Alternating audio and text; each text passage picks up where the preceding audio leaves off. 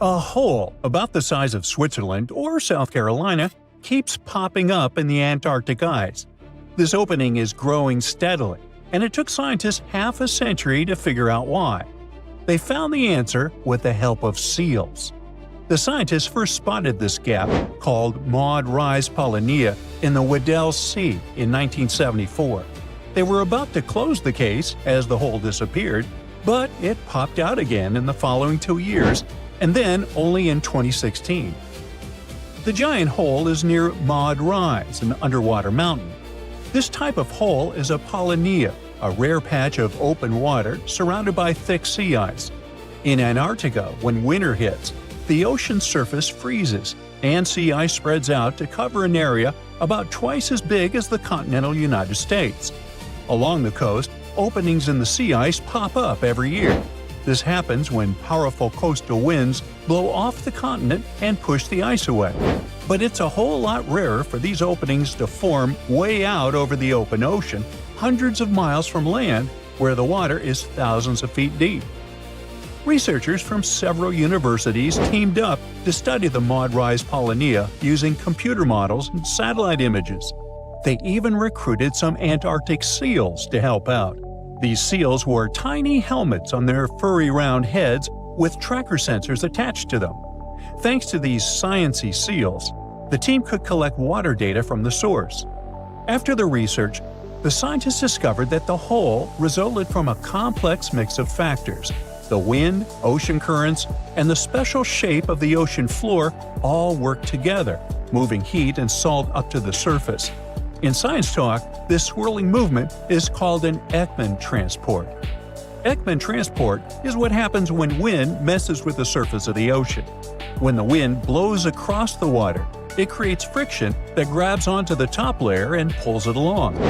Thanks to the Coriolis effect, which comes from Earth's spinning, the moving water gets pushed at a 90-degree angle from the wind's direction. So, instead of the water going exactly where the wind is pushing it, it drifts off at an angle. Which way it turns depends on which half of the planet you're on. In the northern hemisphere, the water shifts clockwise from the wind direction, and in the southern hemisphere, it shifts counterclockwise. Now, Ekman transport turned out to be the missing piece of the puzzle in the case of the Maud Rise hole. It helped balance the salt levels and keep mixing salt and heat up to the ocean surface. But as the sea ice melts, the surface water becomes less salty, which should stop the mixing. So the scientists realized something else had to be happening to keep the polynia open. There had to be another source of salt. Salt lowers the freezing point of water. To find out where this extra salt was coming from, the team dug back into their data and ran more computer models on the ocean. They found that swirling currents formed as the Weddell current flows around Maud Rise. These currents carry salt up to the top of the underwater mountain. From there, Ekman transport kicks in. As the top layer of water moves away with the wind, water from deeper down rises to take its place. At Maud Rise, this upwelling water brings along the extra salty water built up around the seamouth, and that's what helps keep the polynia from freezing over. Scientists follow any changes in Antarctica as they influence the rest of the world. Researchers at Stanford University used machine learning for the first time to study detailed satellite data showing how ice moves in the polar region. They combined huge amounts of real-world data with physics rules to understand the Antarctic ice sheet better. It's the biggest ice mass on Earth, almost twice as large as Australia. It acts like a giant sponge for the planet, storing fresh water as ice and stabilizing sea levels. Scientists used to rely on models based on lab experiments, but real Antarctic ice is way more complex, with cracks, air pockets, and different types of ice that behave unpredictably. Instead of trying to model every little detail, the team trained a machine learning model using data from 2007 to 2018. It looked at 5 major ice shelves and created new models showing the ice's resistance to flow. They found that near the land, the ice is compressed and behaves as in lab predictions. But farther out, the ice is stretched toward the ocean and acts differently depending on direction. Less than 5% of the ice shelf is compressed. The other 95% behaves in a way old models didn't fully explain. This research could seriously improve our predictions of how Antarctica might change in the future. Another recent piece of big scientific news from Antarctica changes the history of birds as we know it. For a long time, it was simple. Dinosaurs ruled the Earth until an asteroid hit 66 million years ago and wiped them all out, except for some avian dinosaurs, which eventually became birds like eagles and chickens. Now, scientists have found a headless fossil of a VYI on Vega Island in Antarctica. The fossil was 68 million years old, at least 2 million years older than the asteroid strike. Without a skull, it was unclear what modern birds VYI might be related to, and guesses included waterfowl and shorebirds. Nearly 20 years later, another expedition found a bird's skull in Antarctica. After careful study, scientists matched it to VYI and concluded it was an ancestor of modern water birds like loons and grebes. If it's all true, VYI is now the oldest known modern bird in fossil records. The skull had a long, pointed beak, a brain unlike any other Mesozoic bird, and signs of strong jaw muscles like mine, which were perfect for diving underwater and catching fish. The body fossil also had adaptations for underwater swimming, similar to modern diving birds. During the late Cretaceous period, Antarctica was a temperate rainforest, far from the Yucatan, so it could have become a safe haven during the asteroid disaster. So, early modern birds might have survived there. When a giant iceberg, about the size of Chicago, broke off from Antarctica's massive ice shelf, scientists nearby did something no one had ever done before. They sailed straight over to check out the newly exposed seafloor. Studying the undersides of ice shelves is incredibly hard, but thanks to the iceberg A84, a 209 square mile patch of seafloor suddenly opened wide for exploration. The scientists deployed all their high-tech gear, including a remotely operated submersible and autonomous robots, to collect data about the seafloor and the properties of the water above it. Life exists almost everywhere in the ocean, from the bright shallow waters to the pitch-black volcanic deep sea. But the research team was really surprised to find such a diversity of life down there. They found a forest of sponges, giant sea spiders, icefish, octopuses, huge corals, anemones, and even glowing deep-sea jellyfish. Normally, deep-sea creatures get their nutrients from organic matter falling from the ocean surface. But under a 500-foot thick sheet of ice that had been there for who knows how long, that wasn't possible. That meant the creatures had to be getting their nutrients in some completely different way. To figure out how long this hidden ecosystem had been around, the scientists studied the sea sponges. Sponges grow extremely slowly, only about an inch per year, but the ones they found were huge, so they must have been growing there for decades or even centuries. The team is hoping that the mountain of ocean and environmental data they collected during the expedition will help them understand how these ecosystems managed to thrive in those conditions and maybe reveal some completely new species that no one has ever seen before. Well, get this. Scientists could bring Neanderthals back to life within the next 20 years. Not as fossils, not as simulations, but as actual living beings. And no, this isn't a sci-fi movie pitch, but a real debate happening right now in genetics labs and ethics panels around the world. The DNA has already been decoded, and the only thing standing between us and a living Neanderthal is whether we should do it, not whether we can. So let's get some things clear. Neanderthals weren't cavemen dragging clubs around as cartoons taught us. They were just like humans, our close cousins, who lived across Europe and Asia for hundreds of thousands of years. They cared for injured members of their society, made tools, wore clothing, and survived scary Ice Age conditions that would wreck most modern humans. Then, around 35,000 years ago, they vanished. No one fully agrees on why. Changes in temperatures, competition with Homo sapiens, health issues, or interbreeding. All of it probably played a role. The reason this resurrection talk even exists is that scientists finished sequencing the entire Neanderthal genome back in 2010. It's like an instruction manual written in DNA, telling a body how to grow, function, and survive. Now, once you have that manual, the question shifts from what were Neanderthals like to could we rebuild one? This is where CRISPR enters the story. It's a gene editing tool that works like molecular scissors. It lets scientists cut DNA at precise spots and replace sections with different genetic code. They already use it to study health conditions, edit embryos in animals, and even modify human stem cells in labs. Now, in theory, scientists could take human stem cells and slowly replace modern human DNA with Neanderthal DNA, piece by piece. One famous geneticist from Harvard says it could happen within a couple of decades. He doesn't mean that copying a Neanderthal straight from a fossil, because ancient DNA is too damaged for that. Instead, his idea is to take human DNA and slowly change it piece by piece until it matches Neanderthal DNA.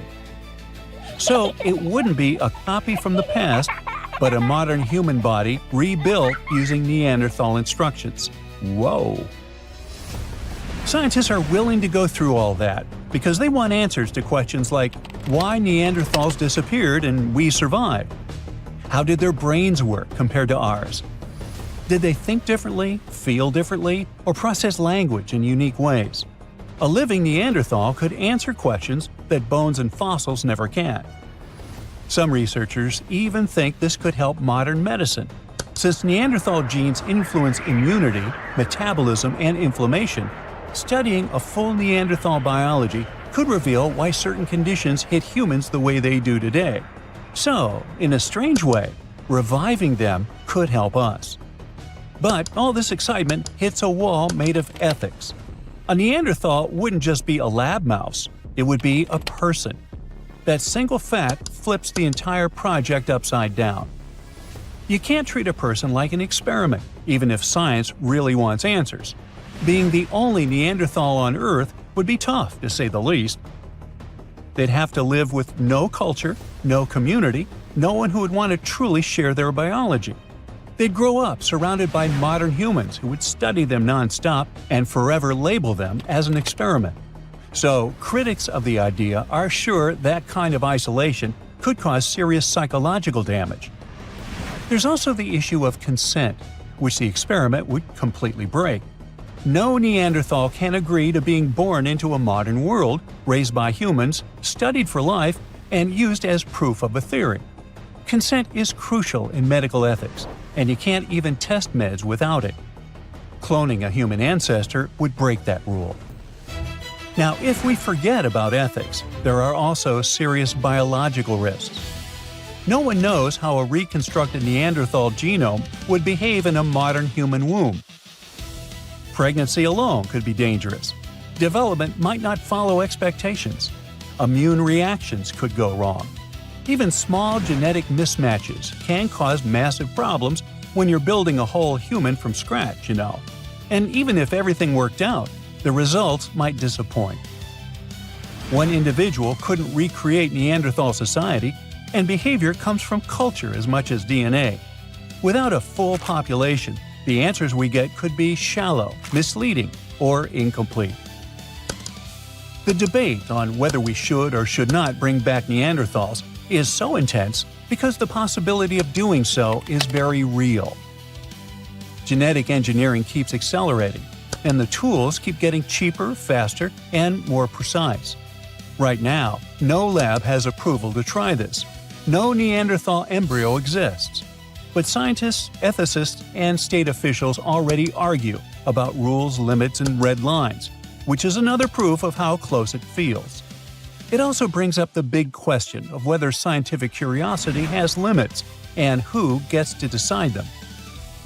Right now, there's no law that bans resurrecting extinct humans. Once one country allows it, others could follow, faster than the rules can keep up. And then, there are scientists who counter all this with a different argument. What if not doing it is also unethical? They point out that we already revive extinct animals, manipulate genomes, and alter life at the deepest level. Understanding Neanderthals could help modern humans survive future climate shifts or mass health disorders. If Neanderthals thrived in extreme conditions, their biology could hold survival clues we desperately need. From that perspective, if we refuse to explore this knowledge, it could cost the world many lives someday. If all this doesn't touch your heart at all because you have nothing to do with Neanderthals, here's a surprise for you. When you look in the mirror, you're probably staring at a tiny piece of one of them. It could literally be in your DNA. According to a study from a couple of years ago, Neanderthals didn't just vanish into thin air, but blended into us. Modern humans, whose ancestors migrated out of Africa, carry about 1 to 4% of Neanderthal DNA. Scientists only have a handful of high-quality Neanderthal genomes to study, just 3 really solid ones. They come from bones found in a cave in Croatia that are about 50,000 to 65,000 years old, plus 2 others from Eurasia dating to around 80,000 and 50,000 years ago. It's not a lot to work with, which means every new discovery matters a lot. Every person has 2 versions of each gene, one from mom and one from dad. When 2 very different groups mix, their offspring end up with more genetic variety. The scientists compared DNA from those 3 Neanderthals with genetic data from about 2,000 modern humans. What they found was shocking. Neanderthals themselves may have carried up to 3.7% modern human DNA. So Neanderthals weren't just mixing into us, we were mixing into them too. Roughly 1 out of every 30 Neanderthal parents may have been a modern human. And this didn't happen just once. The DNA shows at least 2 big periods of mixing. One happened around 200 to 250,000 years ago, and another around 100 to 120,000 years ago. There may have been more, but DNA is like a blurry photo. The older the event, the harder it is to see clearly. According to another recent study, most Neanderthal DNA in modern humans came from one long, intense mixing period about 47,000 years ago that lasted nearly 7,000 years. That's generations growing up together. This lines up with real bones, too. Scientists found skulls about 100,000 years old in Middle Eastern caves that look mostly like modern humans, but with thick brows and other Neanderthal-style features. Sadly, it looks like Neanderthals had a much smaller population than scientists thought. This makes it harder for them to stay genetically separate. As waves of modern humans kept moving out of Africa and mixing with them, Neanderthals didn't disappear, but dissolved into the larger human population. So, Neanderthals didn't lose the game of evolution. They're part of us. It's something worth keeping in mind when you think about the ethical side of bringing back one of them. So, there's a mysterious doorway in the middle of Antarctica. Some people think it's Bigfoot's vacation home, or a shuttlecraft from Star Trek, or maybe a door to Agartha, a mythical kingdom some people believe is located in the center of the Earth. Well, the scientists debunked all these poetic theories and explained that what looks like a mysterious doorway is located in an area of fast sea ice. It's offshore of the coast and is full of little islands with shallow water around them. When ice flows around hard rocks hidden underneath, it can create patterns that look odd but are totally normal. In this spot, the ice is thin, so the rocks underneath have a big effect on how the ice moves. The cold winds in Antarctica also shape the ice and snow and make it look like they're lines and shapes. So, the mysterious doorway is just a rocky ridge poking out because the ice has melted a little. The top of the doorway is the tip of the rock, and the sides are snowy trails left by strong winds blowing in the same direction.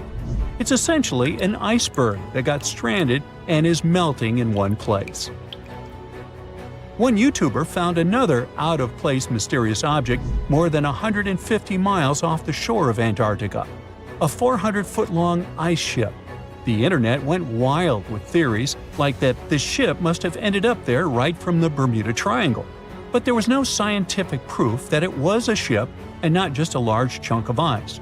and once some other internet users revisited the place, they noticed the ice melted in the summer and the hypothetical ship was gone. Another mysterious Google Maps find in Antarctica was a pyramid. And before you make up an exciting theory about how the ancient Egyptians built a secret base here, I have to tell you it turned out to be just a mountain. It's part of the tallest mountain range in Antarctica that stretches for almost 250 miles. It's not the first pyramid on this continent, as explorers from the British Antarctic expedition found another unusually shaped mountain and nicknamed it the Pyramid. But this one didn't even have a pyramid shape. Here's one Antarctic find that definitely won't disappoint you: a giant ice shelf that reminded scientists of the Grand Canyon. A special submarine robot named RAN covered over 600 miles under the thick ice and brought back some amazing footage of icy mountains, valleys, flat plateaus, and swirly patterns made entirely of ice. One of the strangest things RAN found was giant bowl-shaped holes, or scoops, in the ice. Sadly, scientists lost track of the robot. They think that curious Wendell seals may have accidentally bumped into RAN and caused it to get stuck. To save energy, RAN probably shut itself down, and the scientists couldn't find it again. But the team is hoping to build a new robot and continue exploring this icy canyon to see how the patterns under the ice might change over the years. Another huge Antarctic canyon was found thanks to bad weather. A team of sound experts had to pause their work at the Casey Research Station in a storm. Instead of waiting around, they decided to use the unexpected free time to map the seafloor near Adams Glacier. And that's how they found a canyon that is almost 7,000 feet deep, almost 30,000 feet wide, and stretches over 28 miles away from the glacier. During the mapping, they discovered just part of the canyon before they had to go back to the research station. But when bad weather came in again, the ship went back and mapped more of the canyon. They were working in waves up to 13 feet high and super powerful winds, but they managed to get about 15 hours of data to complete their map. On the way back to Australia, they stopped one last time, and now they've got a full picture of the canyon. Studying it is helping scientists learn more about the history of glaciers and the interaction between the Antarctic ice sheet and the ocean. Now, there's a frozen lake in Antarctica called Lake Enigma. For a long time, people thought the lake was completely frozen solid. But during one expedition, researchers found that under the thick ice, there was a layer of liquid water about 40 feet deep. To learn more, they drilled through the ice and sent down a camera to explore what was hiding in the lake's depths. The lake's water, which they think comes from the nearby amorphous glacier through a secret underground pathway, was filled with strange microbial life. These tiny microbes lived in mats that covered the lake bed. Some of the mats were thin and spiky, and others looked like crumpled carpets, or even small tree-like shapes that grew up to 16 inches. Many of the microbes could make their own food through photosynthesis, just like plants do, and it gave the lake a high amount of oxygen. One of the coolest discoveries was a type of microbe which usually lives in low-oxygen places. Lake Enigma might be similar to environments on icy moons like Europa or Enceladus, so it could mean that these moons also have hidden water under their ice and possibly microbial life too. One more mind-boggling discovery from Antarctica is tiny pieces of amber in mudstone, found here for the very first time.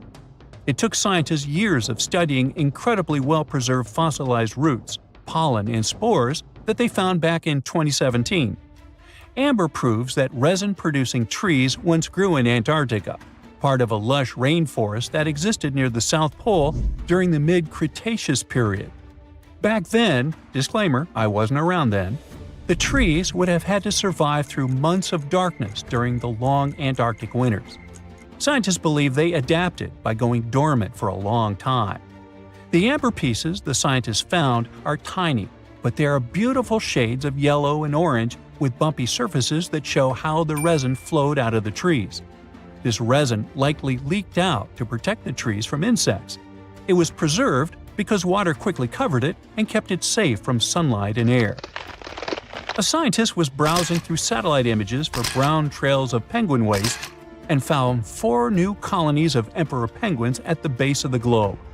These new colonies likely have been around for years, though 3 of them are rather small, with fewer than 1,000 breeding penguins each. One of the new colonies was found close to a place called the Lazarev Ice Shelf, where there used to be a larger penguin colony. They thought this colony went extinct in 2019, but it seems the penguins have just moved a bit because of changing sea ice conditions. So studying them can help us learn more about how emperor penguins adapt to changes in the environment. Now, there used to be a giant river system in Antarctica 40 million years ago. Researchers found proof of it after studying soft sediments and hard rocks from the frozen seabed. They looked at tiny bits of radioactive elements, like uranium and lead, and learned that the deeper dirt came from the time of dinosaurs.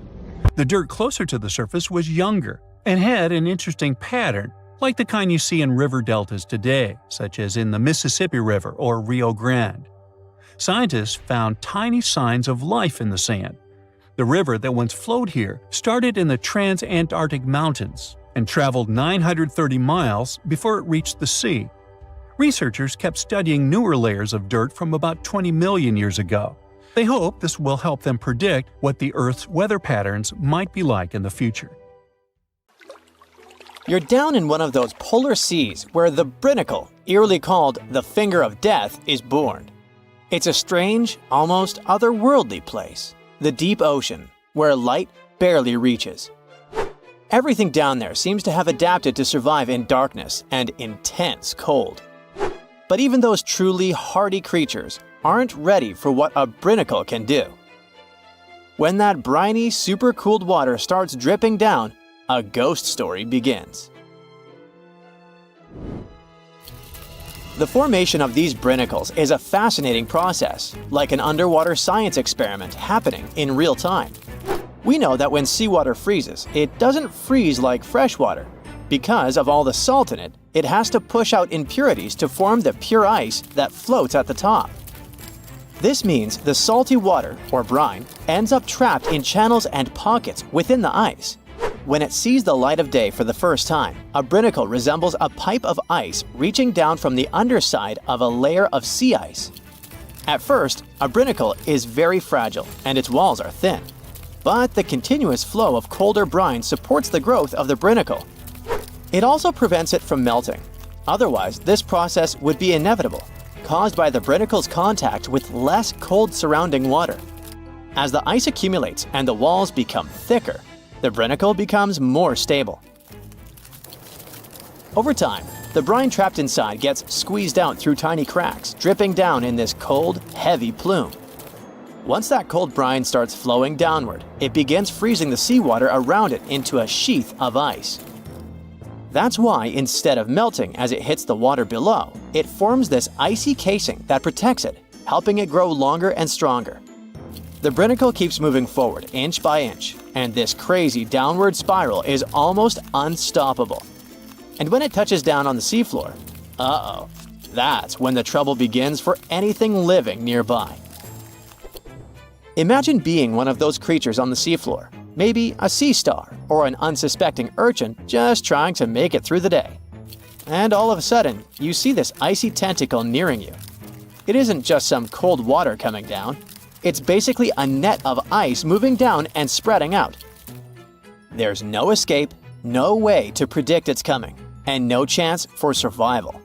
It's a slow-motion natural disaster in action.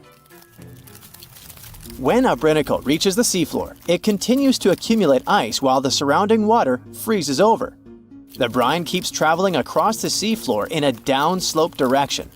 Once it reaches the lowest possible point, it stops and pools. But don't let the danger distract you from how beautiful brinnacles are. Well, in their own creepy way. They look like something you'd see in a dream. Elegant, twisting ice tubes reaching down, perfectly symmetrical, and totally random. Filming a brinnacle is no easy task because they're delicate when they first form. Just the motion from a nearby current or a sudden change in temperature can snap them off, ending the show before it really starts. So, scientists who managed to capture brinnacles on film in 2011 actually got incredibly lucky. It was the first time the world got to see this icy finger descending and freezing everything it touched, and it changed our understanding of polar ecosystems. Brinnacles can reach quite impressive sizes. Sometimes they can stretch for several feet. Their size depends on the conditions of the water and ice above. The slower the water movement and the colder the temperature, the bigger and stronger a brinnacle can grow.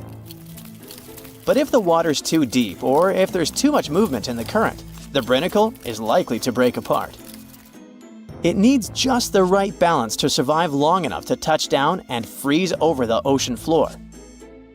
For creatures living on the seafloor, brinnacles are like invisible booby traps, only instead of avoiding a net, they're avoiding an expanding ice cage. Starfish and sea urchins might not have big brains, but they have a basic survival instinct to crawl away from danger. Sadly, with brinnacles, they're usually caught completely off guard. One second they're minding their own business, the next, an icy sheet is closing in around them, trapping them where they are and freezing them almost instantly. It's hard not to feel sympathy for these creatures, right? You watch footage of a brinnacle in action and you see a starfish just stopping. One moment it's moving slowly along the sand, and then it's frozen in place, totally helpless. It's like watching a train wreck in slow-mo. Luckily, brinnacles present danger only to smaller marine life forms like sea urchins and starfish. Bigger animals like seals or whales, or humans who happen to go diving in the ocean at the frigid poles, brinnacles are totally harmless. At the same time, for scientists, this tough natural phenomenon offers a fascinating insight into how life adapts, or fails to adapt for that matter, in extreme environments. And it gets even better. A brinnacle might just be the perfect setup for life to begin. Researchers are now looking at these super salty ice tubes as not just fatal traps, but potentially as sources of life. This theory isn't just science fiction, it's rooted in actual research. Here's how it goes. The brine channels in sea ice are full of tiny, confined spaces. Those are exactly the kind of places where chemicals can get trapped, concentrated, and start interacting in interesting ways. It's like setting up a mini-lab where the building blocks of life can come together and create something new. Scientists think this process of salt rejection in sea ice could have actually helped the first bits of life appear. Some researchers even think that this process might be happening right now on icy moons like Europa, Ganymede, or Enceladus, where there might have been frozen seas beneath thick ice layers. Just imagine it. Brinnacles forming in other worlds of our solar system, laying down the foundations for extraterrestrial life, and all thanks to the same icy process that creates these fingers of death here on Earth. One way scientists describe brinnacles is by comparing them to chemical gardens. Have you ever done one of those experiments where you mix metal salts into a solution and watch them produce plant-like structures? Well, you can observe a similar chemical process when a brinnacle is in action. In the cold, saline-rich brine of a brinnacle, certain reactions could kick off to create amino acids or other building blocks of life. It's wild to think that something so dangerous could have also helped shape our world, or could be creating other forms of life elsewhere. In both cases, whether on Earth or another planet, these icy chemical reactions might be the first step toward the formation of simple life forms. It's a kind of alchemy, where ice and salt water mix to create something more than the sum of their parts. This is one reason why scientists are so eager to study brinnacles. Each one could hold a tiny clue about how life begins, survives, or fails under extreme conditions. Something as mesmerizing and weird, but at the same time simple as brinnacles, hints at bigger questions. How did life start on Earth? What are the conditions needed for life to survive in extreme environments? Could icy structures like these exist in other parts of our solar system or beyond, creating similar conditions that might one day give rise to alien life? As much as they look like a silent threat reaching out from the ice, brinnacles are also reminders of how beautifully complex and interconnected our world is. They may seem like simple fingers of ice, but they hold secrets that touch on everything from ecology to chemistry to the origins of life itself.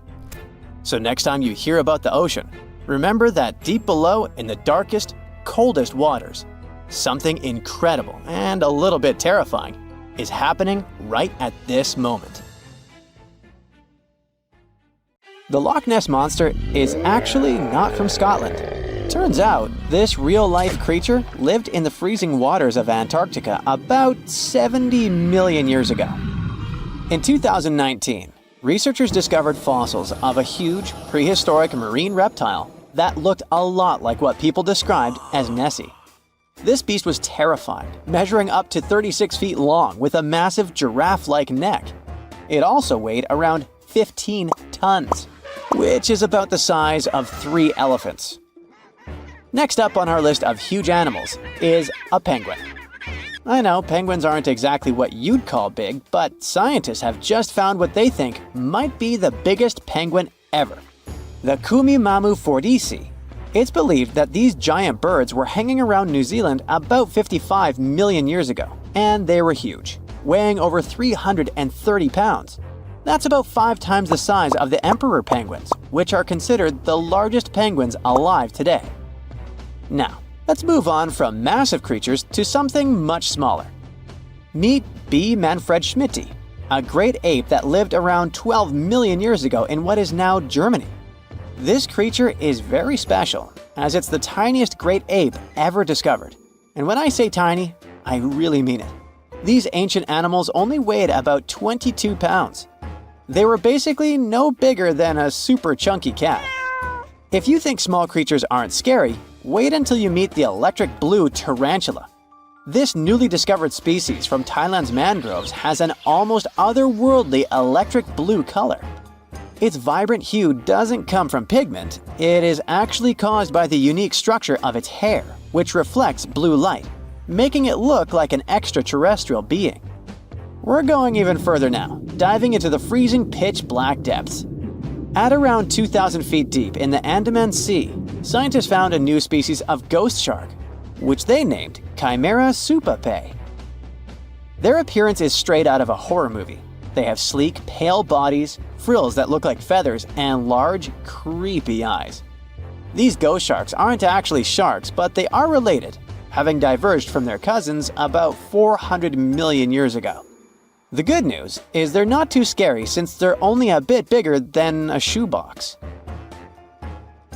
Just when you think we can't find stranger creatures, we come across this ancient amphibian from Brazil. Scientifically known as K. rosae. This newly discovered giant crocodile-like creature lived during the Triassic period, over 240 million years ago. At nearly 10 feet long, it had a powerful jaw, resembling the modern-day alligator. This beast was definitely a survivor since it adapted to the most severe conditions ever seen on the planet. Last year, scientists were tracking the dense Amazon rainforest at night when they found some quirky orange spiders that looked like they were wearing black boots. The team soon discovered it was a new type of giant crab spider. And no, they don't look like crabs at all. They only got their name because, while perched on plants, these spiders spread their legs out to the sides, just like crabs. Do you know that some new species are named after celebrities? Hollywood icon Harrison Ford now has his very own snake, for example. Discovered in Peru, T. Harrison Fordy honors the actor famous for his role as Indiana Jones, an archaeologist with a notorious fear of snakes. Unlike the film's menacing serpents, this new snake species is quite modest in size, measuring about 16 inches long. We also have the Rampholion princei, a small new species of pygmy chameleon from Tanzania that was named after US rapper and poet Prince Iya. He received this honor because of his work raising awareness about global environmental issues. Another celebrity namesake is DiCaprio's snail-eating snake, which hangs out in the shrubs of Panama's forests. This S. Irmelindi caprioi is about 15 inches long and spends its nights on palm fronds looking for snails and slugs. Its round eyes look like glowing coals that can be a bit scary, but overall, the creature is super chill. Even when it feels threatened, it doesn't bite, It just coils up around its head and gives off a really bad smell. Now something a bit more sinister. Meet Venomius tomhardii. Does that name ring a bell? Exactly. This new species of spider was named after Tom Hardy's portrayal of the infamous Marvel character Venom. And all because the black spots on the spider's abdomen reminded researchers of the famous anti-hero. Most spiders of this species were found in Australia at night, sitting in their elaborate webs in forested areas near the coast. When disturbed, these creepy crawlers often hide in silk-lined hollows in tree branches. We've also got something for the Lord of the Rings fans. In the vast and warm waters of the Amazon River, scientists have just discovered a new species of pacu. This fish is a relative of the terrifying piranha, with a plant-based diet and human-like teeth. It was named Myloplus sauron because of a bold vertical black mark on its side, which reminded researchers of the fiery eye symbol of the villain Sauron from Tolkien's epic saga. Wait, is that a tanned capybara or a wild dog? Well, actually, it's neither. This is a newly discovered dwarf deer. This tiny creature, about the size of a basset hound, scurries through the forests of Peru. The combo of large eyes, stocky body, and short legs makes this animal simply adorable. This cute little deer is the complete opposite of what we've got coming up next. This bizarre-looking creature is what we believe the beast of 5 teeth might have looked like. Its fossils, found in Chilean Patagonia, showed that it lived during the age of dinosaurs, about 72 million years ago. This finding is just another piece of evidence that mammals had been roaming around that part of South America much earlier than we thought. Moving from the forests of South America to the deserts of Australia, we come across a sand dragon lizard, known scientifically as Tenephorus tayacalpa. With its sandy color and long, lean body, this lizard looks like it could star in a Dune movie. Discovered last year, this sand dragon lizard blends in perfectly with the hot sands of the Great Victoria Desert in southern Australia. For over 10 years, a large-eyed creature managed to hide from scientists who ventured into the mountains of southwestern China. But not this time. In 2023, the group finally managed to take photos of 7 frogs that didn't match any known species. They're now known as Leishan odorous frogs, a species that grows to be about 2 inches long and has small bumps all over their grass-green bodies. Off the coast of Chile, we have recently found a seamount nearly 4 times as high as the Burj Khalifa. Underwater mountains are usually home to beautiful life forms, like sponge gardens and ancient corals. But this Chilean seamount also hid a creature known as the flying spaghetti monster. It's a rare type of squid with long noodle-like tentacles that make it look like an underwater pasta dish. Including its tentacles, this strange creature can be over 130 feet long. Recently, scientists were diving into the cold waters of the Antarctic Peninsula when they thought they had found an ordinary dragonfish swimming by.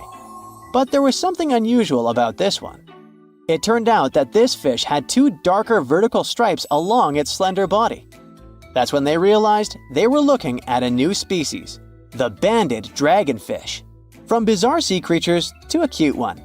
In 2017, locals were diving near Kume Island in Japan when they found the skeleton panda sea squirt. This deep-sea oddity quickly won people over with its look because its black spots actually resemble a panda bear's eyes and ears. At least if you have a good imagination. This unusual creature filters water to catch its food, and is yet another reminder of the ocean's hidden wonders. In a frosty Canadian park, hidden deep beneath layers of thick ice, scientists discovered a bizarre skeleton they named the Frozen Dragon. The skeleton had been in the frozen ice for millions of years. It took experts decades to work out the species of this strange fossil. It was identified as a new genus of pterosaur. Pterosaurs were massive flying reptiles with wingspans of over 16 feet. Their heads were 3.5 times the size of their bodies. Pterosaurs lived 76 million years ago when they soared above the dinosaurs. Scientists described them as the biggest, meanest, and most bizarre animals that ever flew. The new genus has been named Cryodracon boreas, which translates to frozen dragon of the north winds. In 2013, a young mountaineer was climbing one of the tallest mountains in Western Europe, Mont Blanc. He noticed a strange metal box poking out of the snow. The mountaineer pried the box open and found that it was filled with precious rubies, emeralds, and sapphires. The climber immediately handed the box to the authorities. It was discovered that the box likely belonged to a passenger on one of 2 flights from India that crashed into the mountain over 50 years ago. The box was valued to be worth over $200,000, and authorities are still searching for the heir to the small box of treasures. In northwest Siberia in 2007, a reindeer herder was on an outing with his sons when he noticed something strange in the ice. The man realized it was a frozen mammoth calf and immediately contacted the local museum. The calf was named Luba and was the best preserved mammoth mummy in the world at the time of its discovery. Luba had been in the ice for 41,800 years and is around 30 to 35 days old. From trunk to tail, the mammoth calf is roughly the same size as a large calf. If you're interested in seeing for yourself, Luba travels to museums all around the world. On the frozen continent of Antarctica, covered in layers of ice and snow, is Mount Erebus, the frozen volcano. The volcano was discovered in the middle of an eruption in 1841 by explorers on an Arctic expedition. The volcano is over 12,000 feet tall and has been active for the last 1.3 million years. Deep within the middle of the volcano is a huge crater filled with large volumes of molten lava. The volcano has occasional explosions, which means it's classified as being in continuing eruption. However, these eruptions are nothing to worry about because they're generally rather small. Back in 1991, 2 hikers were traveling across the Italian Alps when they stumbled across a body that they presumed to belong to a recently lost hiker. The duo trudged back down the mountain to report their unfortunate findings. Once the remains were recovered, it was clear that the body was not recent at all. Scientists determined that the Iceman was more than 5,000 years old and named him Otzi. The discovery was unlike anything scientists had ever before seen because the body was so well preserved. For years, Otzi was studied by scientists who discovered that our ancestors have a lot more in common with us than we ever knew before. Otzi was covered in ink body art. Research done on the contents of his stomach revealed that his last meal was dry cured meat, similar to the bacon we eat today. Otzi has at least 19 relatives living today, somewhere in Central Europe. Scientists were researching ancient squirrel burrows in Siberia when they came across something interesting. One of the squirrels had hidden away precious seeds deep beneath the ground. The seeds had been encased in ice for 32,000 years. The seeds were for the flower Silene stenophilia, which had long since gone extinct. Amazingly, scientists were able to recover plant tissue from inside the seeds and grow an entire crop of flowers. They've since reintroduced the previously extinct flower to natural habitats all across the world. In 1930, a team of Norwegian scientists sailed around the Arctic Ocean, conducting research on the seas and glaciers.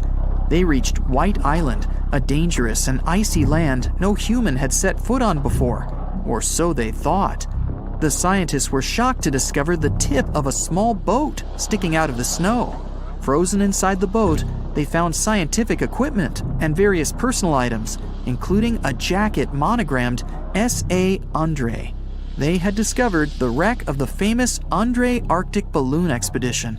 In 1897, Swedish explorers, led by Undre, attempted to travel to the North Pole by hydrogen balloon. No one had ever heard from them ever again. People only found out what happened to them when the wreck was discovered 33 years later. It turns out that the balloon had crashed on White Island only 2 days after departing from Sweden. The explorers traveled along the island on a small makeshift boat, but were unable to make it any further. The best preserved woolly mammoth ever found was discovered in an area of permafrost in Siberia in 2010. Scientists named the frozen mammoth Yucca, after the small village near where it was found. Yucca had been frozen for 39,000 years and is thought to have been around 6 to 8 years old. Because Yucca is so well preserved, it has been studied for years and provided new information about mammoths. In 2019, scientists reported that they were able to activate cells taken from Yucca's tissue. Maybe one day we'll have woolly mammoths roaming the land. From looking at pictures and videos of Antarctica, the continent appears to be freezing cold, covered in snow, and flat, except for a few small hills. Scientists believe that too. When studying the Gomburtsev Mountains in the early 2000s, they were shocked to discover that the small rocky hills were actually the peak of a gigantic mountain formation under a mile of snow. Using radar technology, researchers worked out that the mountains are really around 10,000 feet tall and sprawl across 750 miles. This is around the same size as the European Alps, except hidden under tons of ice and snow. At a gold mine in Siberia, a businessman was examining a nearby river when he noticed something interesting in the frost. It was a small woolly rhino calf that was later named Sasha. The woolly rhino has been extinct for 15,000 years. It's thought that Sasha could have been frozen in the ice for up to 39,000 years. Sasha is unique because it's the only full-body woolly rhino to have ever been discovered. Glaciers around the northern Italian town of Pelo have begun to melt. Artifacts from decades and even centuries ago have been discovered pouring out of the ice. Personal belongings from soldiers have been found, things like diaries, photographs, and even love letters. Historians have even uncovered an entire cabin preserved beneath the ice. The cabin was filled with hard metal helmets and clothes. In 1845, Sir John Franklin embarked on an ill-fated expedition to the North Pole. The crew traveled on 2 ships, HMS Erebus and the ironically named HMS Terror. The expedition met with disaster, and both ships were lost to the icy waters. In 2016, the HMS Terror was discovered by a team of researchers. Despite being lost for 170 years, the freezing cold waters had maintained the ship in pristine condition. Scientists describe the ship as frozen in time. Dinner plates and glasses were still on shelves, beds and desks were still in order, and even the passengers' luggage appeared to be in good condition. The HMS Erebus was also discovered nearby, but due to changing water conditions, the ship wasn't in great shape. The glacial ice surrounding a mountain passageway in Norway that was notoriously used by the Vikings has revealed hundreds of ancient artifacts. One of these artifacts was a giant unopened wooden box that was welded together. Researchers were beside themselves with anticipation, waiting to open this box. They believed it would be filled with Viking treasures or artifacts that would give us an insight into ancient society. When they opened the box, all that was inside was a plain old beeswax candle. It turns out that this box wasn't actually as old as they thought it was. By analyzing the candle, they discovered that the box dates back to the 17th century. The age of the Vikings had ended by the 11th century. It's likely that the candle box belonged to a farmer who was shipping it from his summer farm to his winter farm to light up the long nights. In 2011, scientists from Chile found a weird-looking fossil in Antarctica that looked like a squashed football. Almost 10 years later, the rock just sat on a shelf in Chile's National Museum of Natural History with no specific label. It went by The Thing in the museum because it looked like something from a science fiction movie. When the scientists finally got their hands on the strange fossil, it turned out it was actually a giant soft-shell egg from around 66 million years ago. This one is more than 11 inches long and 7 inches wide. A regular chicken egg is just 2.5 inches long, and an ostrich egg is almost 6 inches long for comparison. So, the Thing won the title of the biggest soft-shell egg ever found and the second largest egg of any animal we know of. The only bigger egg that was ever found was that of the extinct Madagascan elephant bird, which is also 1.5 times as tall as Michael Jordan. The bird, not the egg. The Antarctic egg is also special because it's the first fossil ever found in this part of the world. So, whoever left it there must have been one big creature, probably a giant sea turtle that lived long ago, like a mosasaur. This is surprising because most scientists thought these creatures didn't even lay eggs.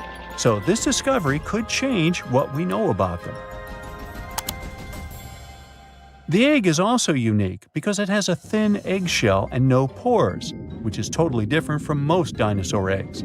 It actually looks more like the eggs of lizards and snakes, but it came from a giant creature related to these animals. No known dinosaurs or flying reptiles from that time and place were big enough to lay such a huge egg, so it must have been a mosasaur after all. But we can't be 100% sure. Scientists did a lot of work and studied 259 types of living reptiles, like lizards and snakes, and their eggs. From this, they figured out that the mommy who laid the egg was probably at least 23 feet long, not counting her tail. During the late Cretaceous period, this part of Antarctica might have been like a nursery. Paleontologists have found bones of tiny mosasaurs and plesiosaurs in the same area, along with bones from the grown-up ones. Archaeologists in Norway made another cool but literally discovery and found dozens of arrows that had been hidden in ice for 6,000 years. They were melting out of a large ice patch in the high mountains, covering an area of about 45 football fields. In 2014 and 2016, when the summers were extra warm, scientists went to an ice patch called Langfoni to look around. They also found lots of reindeer bones and antlers there. Some of the arrows were whole and some in pieces, along with 5 arrowheads around the melting ice patch. This is more arrows than have been found at any other frozen site in the world. Some of the 68 found arrows date back to the Neolithic period, and the newest ones are from the 14th century of the Common Era. Ice is like the perfect time machine that can preserve whatever ends up there in an almost perfect condition. Langfoni became famous as one of the first ice patch sites after a local hiker found a 3,300-year-old leather shoe right next to its edge. Scientists are studying places like this to understand how people used these sites and how the ice patches from Norway to North America changed over time. Now, once upon a time, around 32,000 years ago, to be exact, a squirrel buried some seeds near a river in Siberia. Am I the only one getting the Ice Age vibes? Anyway, these seeds belong to a plant with cute white flowers. Thousands of years later, a group of scientists found these seeds buried deep in the frozen ground, about as far down as a 12-story building is tall. The seeds were surrounded by ice and bones of animals, like mammoths, bison, and woolly rhinoceroses. The mature seeds had been damaged, maybe by some squirrel, but some of the younger seeds still had good plant parts inside them. The scientists carefully took those out and put them in small containers to help them grow. And here comes the coolest part. They were able to grow the plants. Their flowers were shaped a little differently from the flowers of the same plant that grows today. After a year, the Ice Age plant even made new seeds. Based on this, the scientists suggested that permafrost could be a depository for an ancient gene pool, and we could find extinct species there and bring them back to life. Scientists on an icebreaker in Antarctica were looking for whales, but found something way more unusual. The camera behind the ship, which is as heavy as a car, detected 16 million icefish nests on the floor of the Weddell Sea. The nests were located about every 10 inches in all directions and covered an area of 93 square miles, which is slightly bigger than the whole of Washington, D.C. The colony even had a distinct border, which was a line in the sand. The scientists were in the area because they were studying a special spot in the ocean where the water was a little warmer than the water around it. In this warmer water, they found tiny animals called zooplankton near the top. When the young icefish hatch, they swim up to this area to eat the zooplankton before going back down to the seafloor to grow up and have their own offspring. Since there was so much food, it made sense to see icefish in this warm water. But they didn't expect to find such a huge number of icefish nests, much more than anyone had ever seen before. New Zealand's Antarctic Heritage Fund found some old photo negatives in a hut in Antarctica. They turned out to be unique images from the Ross Sea Party. It was a famous failed expedition led by Ernest Shackleton. He wanted to become the first person to cross Antarctica by land, from the Weddell Sea to the Ross Sea, passing through the South Pole. But things went wrong when their ship, the Aurora, was blown out to sea. They had to use the hut from another explorer, Captain Robert Falcon Scott. His goal was to be the first person to reach the North Pole, but sadly, he didn't succeed either. The negatives were made of cellulose nitrate and were found stuck together in the small box. The Trust took the negatives back to New Zealand, where they carefully separated them and discovered 22 hidden images. Many of the photos were damaged, but the Trust could still recognize some familiar places around McMurdo Sound, a well-known area in Antarctica. No one knows for sure who took the pictures. In December 2021, some scientists noticed a strange mark on the Larsen ice shelf, a giant sheet of ice off the eastern coast of Antarctica. They thought it might be a river flowing under the ice, so they drilled down over 1,600 feet to check it out. They expected to find water, but they didn't expect to see that the water was full of fast-moving creatures called amphipods. The scientists also found that the water in the underground river had unusual layers of currents moving in different directions, which they still don't fully understand. Another surprising thing happened during their research. On December 20th of the same year, a volcano erupted far away in Tonga, and the pressure waves from the eruption were detected all the way down in the ice river in Antarctica. It shows how everything on our planet is connected, even in the most distant places. Consider Lake Enigma. What a fitting name! It's already strange enough because it's not even supposed to exist. But now, we stumbled upon actual life deep beneath it. And this just might help NASA in their search for life in outer space. The lake lies deep in the icy heart of Antarctica, so it's not really a water pool like we're used to, more like a lake-like block of ice, or so we thought. Just recently, Italian scientists discovered a secret that had been buried for ages, an actual body of water, and in this water, life is thriving. Various microorganisms, and even some weird little hunters. Which is super weird, since Enigma sits in a remote and harsh corner of our planet, the northern Victoria Land in Antarctica. The entire South Pole is cold, but in this place, temperatures can plummet to a horrifying minus 41 degrees Fahrenheit, though on average it's around 7. Chilly. Like we said, this lake shouldn't even be there at all.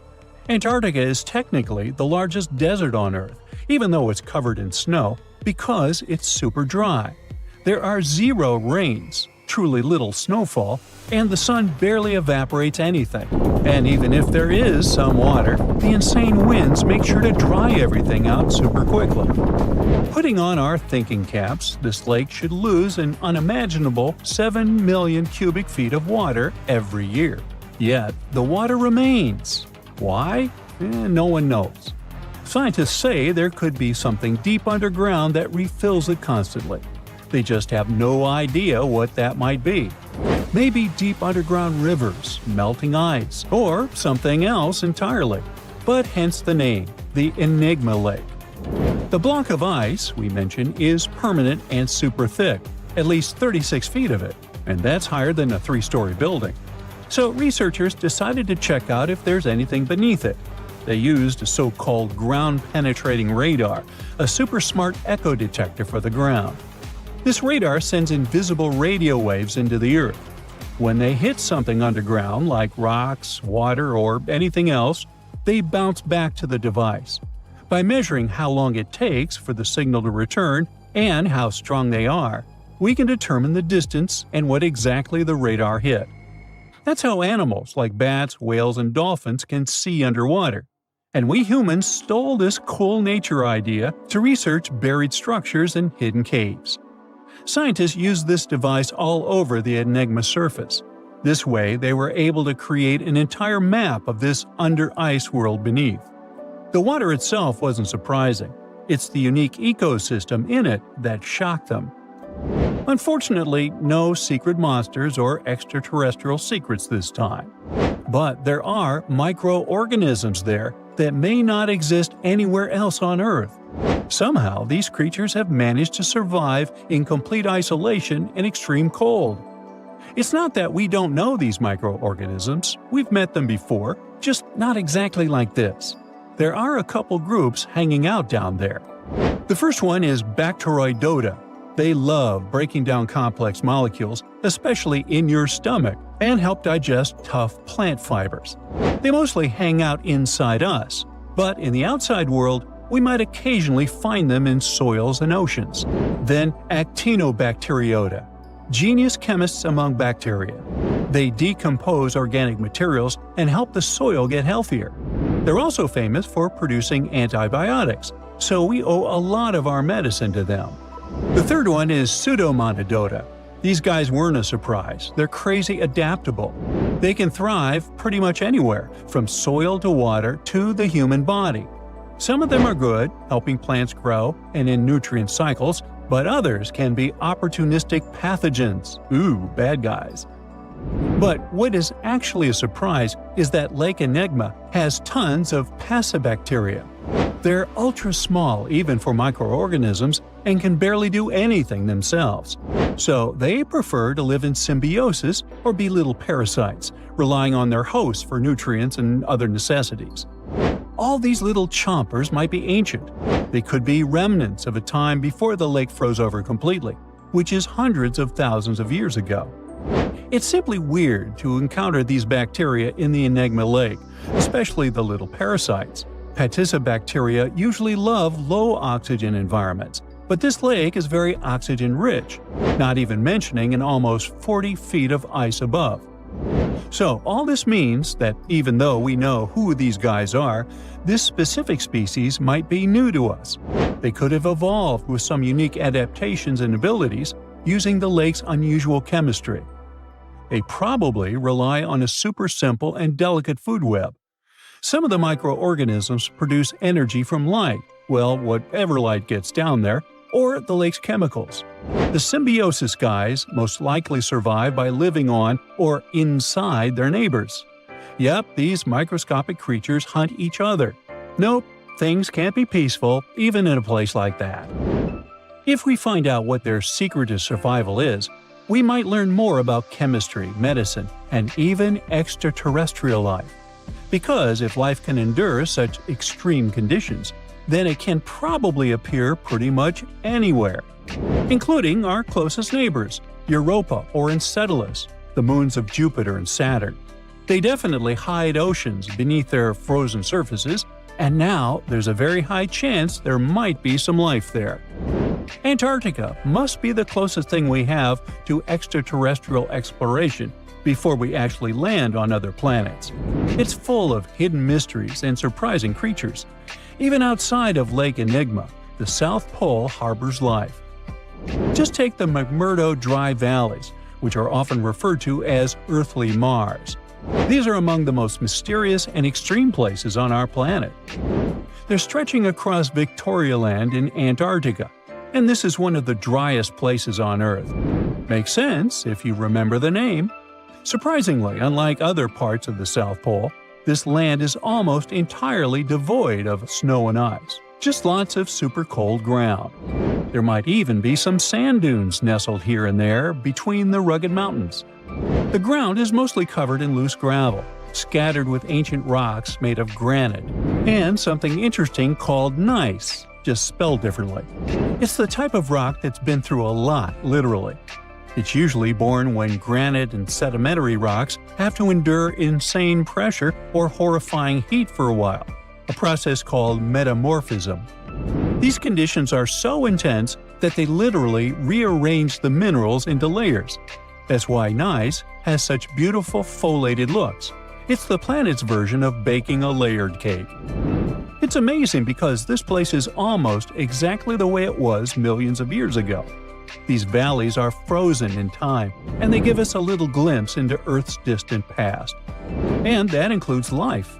Once again, local winds are absolutely terrifying gusts of cold air racing downhill, and they evaporate snow faster than it can even melt. So, logically, you shouldn't find much water here. not even mentioning life. But somehow, you can still stumble across frozen lakes and saline ponds in the dry valleys. And local life stretches all reason and our understanding of biology. It exists inside the rocks themselves. Microorganisms are hidden in slightly moist cracks and crevices. Deep inside, there's endolithic bacteria. These guys are super chill. Instead of moving around like other microorganisms, they always stay put inside their little rocky homes. How do they survive? Through photosynthesis. Just like plants, they take teeny tiny parts of light that gets in crevices and acts like little solar panels, getting energy from the sun. Meanwhile, in another place, beneath the Taylor Glacier, there's bacteria that literally doesn't eat anything. Not comfort, not sunlight, not even oxygen. These guys rely on a diet of dusty rocks and sulfur to fuel their weird metabolisms. By breaking down sulfur and iron, they get energy to sustain themselves. This way, they easily survive in deep seas, at sub-freezing temperatures, completely cut off from sunlight, oxygen, and the world itself. This place is fascinating for both its life and the lack of it. In some parts of the valleys, like University Valley, yes, that's what it's called, the permafrost is so harsh that no microbes were found at all. This might be one of the only places on Earth where life appears to be completely absent, a quite scary idea. Anyway, now scientists are thinking about learning more about Lake Enigma and drilling this Mars-like environment, exactly for that reason, to see how we could get samples from Mars in the future. Back in 1912, British newspapers were buzzing with one bold claim: the first humans appeared in Britain, not Africa. It felt like history itself had been rewritten, and everyone bought into it. Crowds cheered, scientists raised their glasses, and the tiny village of Piltdown in Sussex suddenly became the spotlight for what was hailed as the greatest evolutionary discovery ever. It all happened thanks to this guy, Charles Dawson, a curious amateur archaeologist who was dreaming of making a name in science. He claimed he had found bone fragments of a transitional creature between apes and humans. Dawson teamed up with Arthur Smith Woodward, a respected geologist from the Natural History Museum, and together they assembled fragments of skulls, teeth, and even primitive tools. They unveiled their find, the Piltdown Man, to the Geological Society, and for decades everyone believed it. Textbooks even rewrote human evolution around it, and entire generations memorized it as pure truth. But here's the twist. In 1949, new technology to determine the precise age of objects came along, and things just didn't add up. Tests showed that the skull was only about 50,000 years old, not hundreds of thousands. Then came an even bigger shock. The skull and jaw didn't even belong to the same species. Someone had combined a human skull with the jaw of an ape, probably an orangutan. And even worse, they filed down the teeth to make them look more human and stained the bones to match the surrounding gravel. A Frankenstein fossil and its creator managed to trick the entire world into believing they'd found a missing piece of humanity's puzzle. So Dawson went down in scientific history, but probably not the way he was hoping to. And he wasn't the only one. Some did it for money, others for fame. In the late 19th century Paris, museums were collecting ancient treasures like they were trading cards. When a stunning gold tiara, supposedly belonging to an ancient Scythian king, Ctesiphon, appeared on the market, the Louvre had to have it. It was breathtaking, detailed, majestic, fit for a ruler. The museum proudly paid a fortune and displayed it as a masterpiece of ancient craftsmanship. Then came the heartbreak. A few years later, an entrepreneurial goldsmith from Odessa read about the Louvre's glorious find and burst out laughing. He recognized the tiara because he made it with his own hands. It was a modern piece, a commission he created for local dealers, except they never told him they planned to pass it off as an ancient treasure. The Louvre was humiliated. Once again, the whole world believed in a beautiful lie, and the goldsmith who had just made the museum look ridiculous ended up famous in the world of art. The tiara still holds the Guinness World Record for the greatest goldsmith fraud of all time. Another story of a well-planned scientific hoax takes us to a quiet town of Cardiff, New York, a couple of decades before the Louvre incident. In 1869, workers digging a well struck something hard and enormous. They uncovered what looked like a petrified 10-foot-tall man lying in the earth. Crowds poured in from miles around to see it. Preachers called it proof of the biblical giants mentioned in Genesis. Scientists debated whether it was fossilized or divine. Within days, the Cardiff giant became a sensation. People paid good money to see it, 50 cents a ticket, which was a lot back then. Later, it turned out that a man named George Hull carved the mysterious giant from gypsum after an argument with a Methodist reverend. Hull just wanted to prove how easily you can fool people, especially religious believers, unlike himself. So he buried the fake giant, and it worked too well. Even after experts exposed the hoax, visitors didn't care. They kept coming because they wanted to believe. Over time, the giant changed ownership several times. You can now see it at the Fenimore Farm and Country Village Museum in Cooperstown, New York. Well, speaking of museums, you might have seen crystal skulls that glow under light, presented as sacred artifacts from Mesoamerican temples.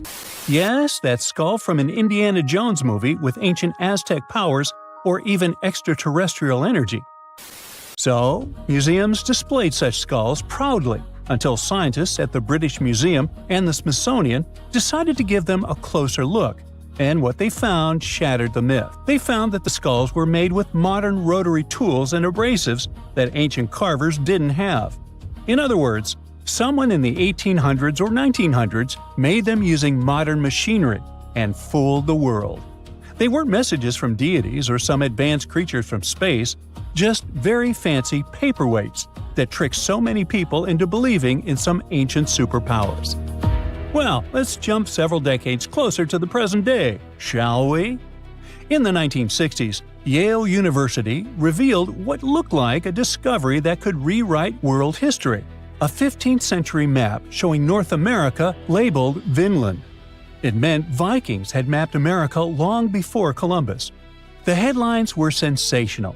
The idea was romantic. Explorers crossing icy seas century before Europe even knew America existed. But something just didn't add up. The parchment was generally medieval, but the ink wasn't. Decades of testing revealed it contained titanium dioxide, a pigment invented in the 20th century. In 2021, Yale confirmed it. The Vinland map was a modern forgery, drawn over old parchment to make it look ancient. It wasn't proof of Viking genius, but rather of human cleverness on one side and the tendency to be easily persuaded on the other. And when we speak of persuasion, you don't have to try too hard when a really trustworthy source like National Geographic shares something, right? Well, in 1999, it presented what it thought was the ultimate discovery: a fossil that bridged the gap between dinosaurs and birds. It was called Archaeoraptor, and it was going to change everything we knew about evolution. The fossil came from China, and on first glance, it was perfect. A dinosaur tail, bird-like wings, and bones that seemed to tell the story of flight's evolution. But soon, paleontologists started whispering. The bones didn't quite line up. CT scans revealed the ugly truth. It was literally glued together from parts of different species. A dinosaur tail from one fossil, a bird body from another. Someone had Frankensteined the fossils to make a more valuable specimen. The embarrassment hit hard, especially for National Geographic, which had built an entire story around a fake the world liked to believe. Now, if you think scientific hoaxes are all in the past because of all the 20th century high-tech, here's a surprise for you. In 2020, the Museum of the Bible in Washington, D.C. made a stunning confession. All 16 fragments of its prized Dead Sea Scroll collection were modern forgeries. They'd spent millions acquiring what they thought were sacred 2,000-year-old texts, only to learn they were made of ancient leather painted with modern ink. The forgery was so advanced that even experts were fooled at first. But after detailed forensic tests, it became clear the holy relics were anything but holy. It wasn't just about money, it was about faith. Thousands of visitors had stood in front of those glass cases, feeling awe, reverence, and connection, only to learn it was a show built on lies. And finally, it's time for one of the eeriest hoaxes of all. In 2000, a mummy surfaced in Pakistan, claiming to be a 26-year-old Persian princess, the daughter of Xerxes. They found her in a gilded sarcophagus, wrapped in golden robes. Her face was eerily well preserved. Archaeologists were stunned, but something about her looked wrong. CT scans, linguistic analysis, and radiocarbon dating revealed the horrifying truth. The mummy wasn't ancient at all. She was a modern woman, and someone likely took her life and then mummified her to sell as a fake relic. Well, yikes. The story went from exciting to tragic overnight and broke many hearts. What was supposed to be a royal miracle turned out to be a human crime and yet another lie. All these stories have one thing in common: hope. People want to believe. They want to touch the past, to find proof that connects them to something bigger. Whether it's scientists looking for the missing link, museums wanting fame, or believers searching for signs of faith, we all crave wonder. History is full of tricksters, and sometimes the best stories come from the fakes that fooled us all. Do you know how much gold has been mined by humans throughout history? About 216,000 tons, and 2/3 of this amount was mined after the 1950s. Different countries, different times, thousands of different people involved. But what if you found huge deposits of gold in one place? What if a giant gold ore deposit was discovered? No, not just giant, but super giant. This is exactly what was found in China. A group of geologists discovered about 40 gold veins with about 330 tons of gold ore. But that's not all. 3D modeling has shown that even more gold lies underneath. At a depth of about 9,800 feet, there may be several hundred more tons. In short, there is a chance that they will discover deposits with about 1,100 tons of gold. Can you imagine how much that is? If not, that's about $83 billion. Wow! Experts say that this deposit contains approximately 4.9 ounces per ton of ore. It seems that this is negligible, but in fact, it's a high indicator in gold mining. Usually, 0.35 ounces per ton is awesome. If all calculations turn out to be correct, it will be the largest gold mine in the world, even bigger than the South Deep mine located in South Africa, with its 1,025 tons of gold. Everyone is worried. Everyone is happy. Gold, gold, gold on their minds. Everyone wants gold. Everyone buys gold. Gold is rising in price. Gold is more reliable than Bitcoin and cash. Gold is associated with wealth and luxury. Gold is always a valuable and profitable investment. But hold up. Why is it so? Why do people go crazy over some shiny metal? The fact is that gold has both practical and psychological value. For centuries, gold has represented power, prestige, and wealth in different cultures. It seems we're born in a genetic memory that gold is valuable. Think of how many problems gold has brought to literary heroes and how many gold-related adventures we've seen in movies. Gold makes people happy and greedy, cruel and intimidated. That's why so many people love it. Yes, it glitters, it's beautiful, but it's also practical. Gold doesn't rust, it doesn't corrode, it can be stored for a long time, and it doesn't deteriorate. It's literally a reliable investment. All other savings may lose value because of crises, but gold remains unchanged. The only problem, it can get stolen. In addition to jewelry making, gold is used in electronics, medicine, aerospace, and many other industries. Bitcoin has a value because of the public support of people around the world. Money has value thanks to the support of authorities. Gold has value on its own. It's tangible and visually appealing, and its worth is also supported by people's centuries-old belief in its enduring value. But never let gold cloud your mind. Many people lose their honor and even their minds over it. Avoid this trap. It's just a shiny piece of metal. There are other precious metals in the periodic table: palladium, silver, copper, platinum. Why is gold number 1? Cheaper metals such as copper, iron, lead, and aluminum corrode and rust. Aluminum is also not durable. Platinum and palladium are more expensive than gold, but they're too rare and difficult to mine. You won't make many coins out of them. Silver is softer than gold. It tarnishes, scratches, and deforms. And, well, to be honest, gold is more beautiful. But there is another reason why gold is so expensive. It's quite difficult to get. Gold mining is a very laborious and long process. In movies or documentaries, you might have seen people standing at the mouth of a river, collecting silt and clay, sifting it through gauze and small nets, and finding gold particles there. That's one of the methods for how gold is mined. You have to work hard to get just a few small pieces. How do they find gold? It used to be luck. Someone was walking along the shore and saw something glistening in the water. But today, gold detection methods are much more effective. Geologists know that gold is present in almost all rocks and soil, but its particles are so tiny that they're not visible. But when the concentration of gold is high and noticeable, work begins to extract it. Special geological teams are engaged in searching for these sites. When they discover gold, they drill wells, then take soil samples and decide if there's enough metal to carry out large-scale mining. Production depends on the deposit. If gold is in hard rock, miners drill holes, place dynamite, and detonate it. The explosion breaks the rock into pieces so they can extract the gold. But this is just the beginning of the work.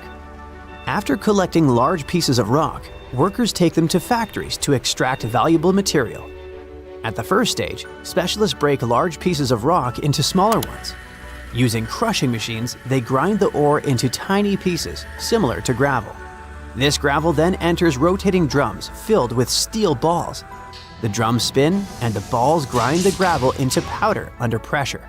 This mass is then mixed with water and passes through special filters.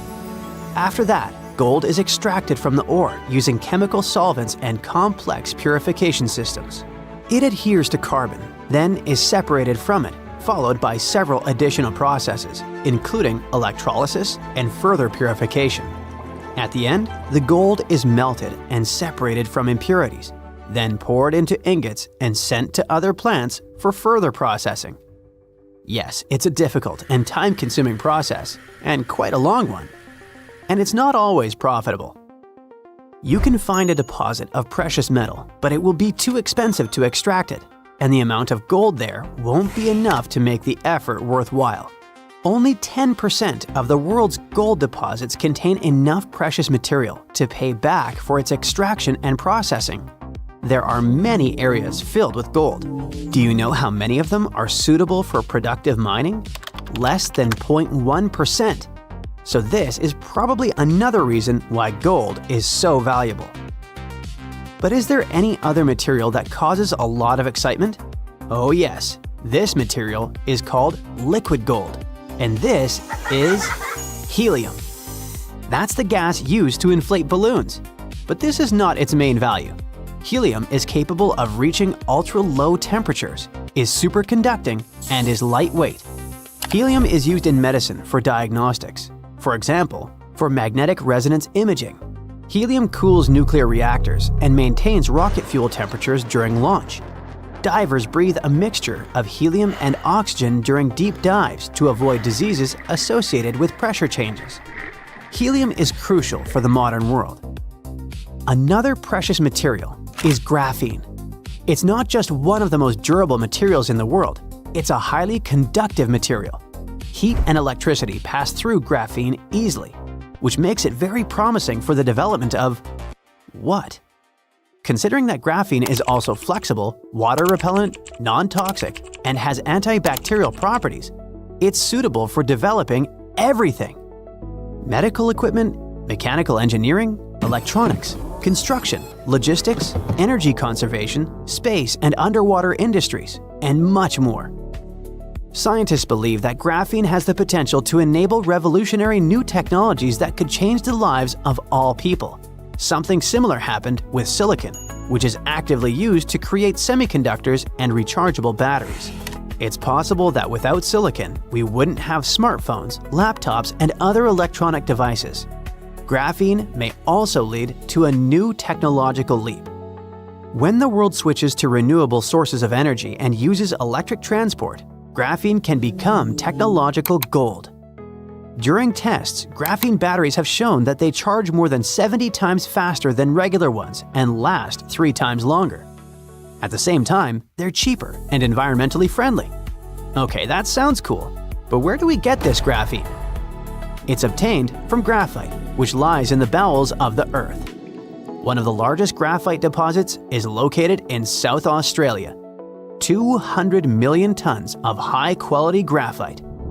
It sounds like it could be enough for the entire planet. You're heading to Spain with a team of archaeologists to try to find some ancient artifacts. You get lucky and uncover one of the greatest treasures of the Iberian Bronze Age. Iberian refers to the Bronze Age culture of Portugal and Spain. So you find and unearth coins, jewelry, vases, vessels, and 2 pretty strange items. One is something like a part of a scepter, and the other resembles a bracelet. And you know what's strange about them? They're connected with space. In 1963, several miles away from the city of Vienna, Spain, scientists discovered the treasure of Vienna, one of the most significant gold hoards from the Bronze Age.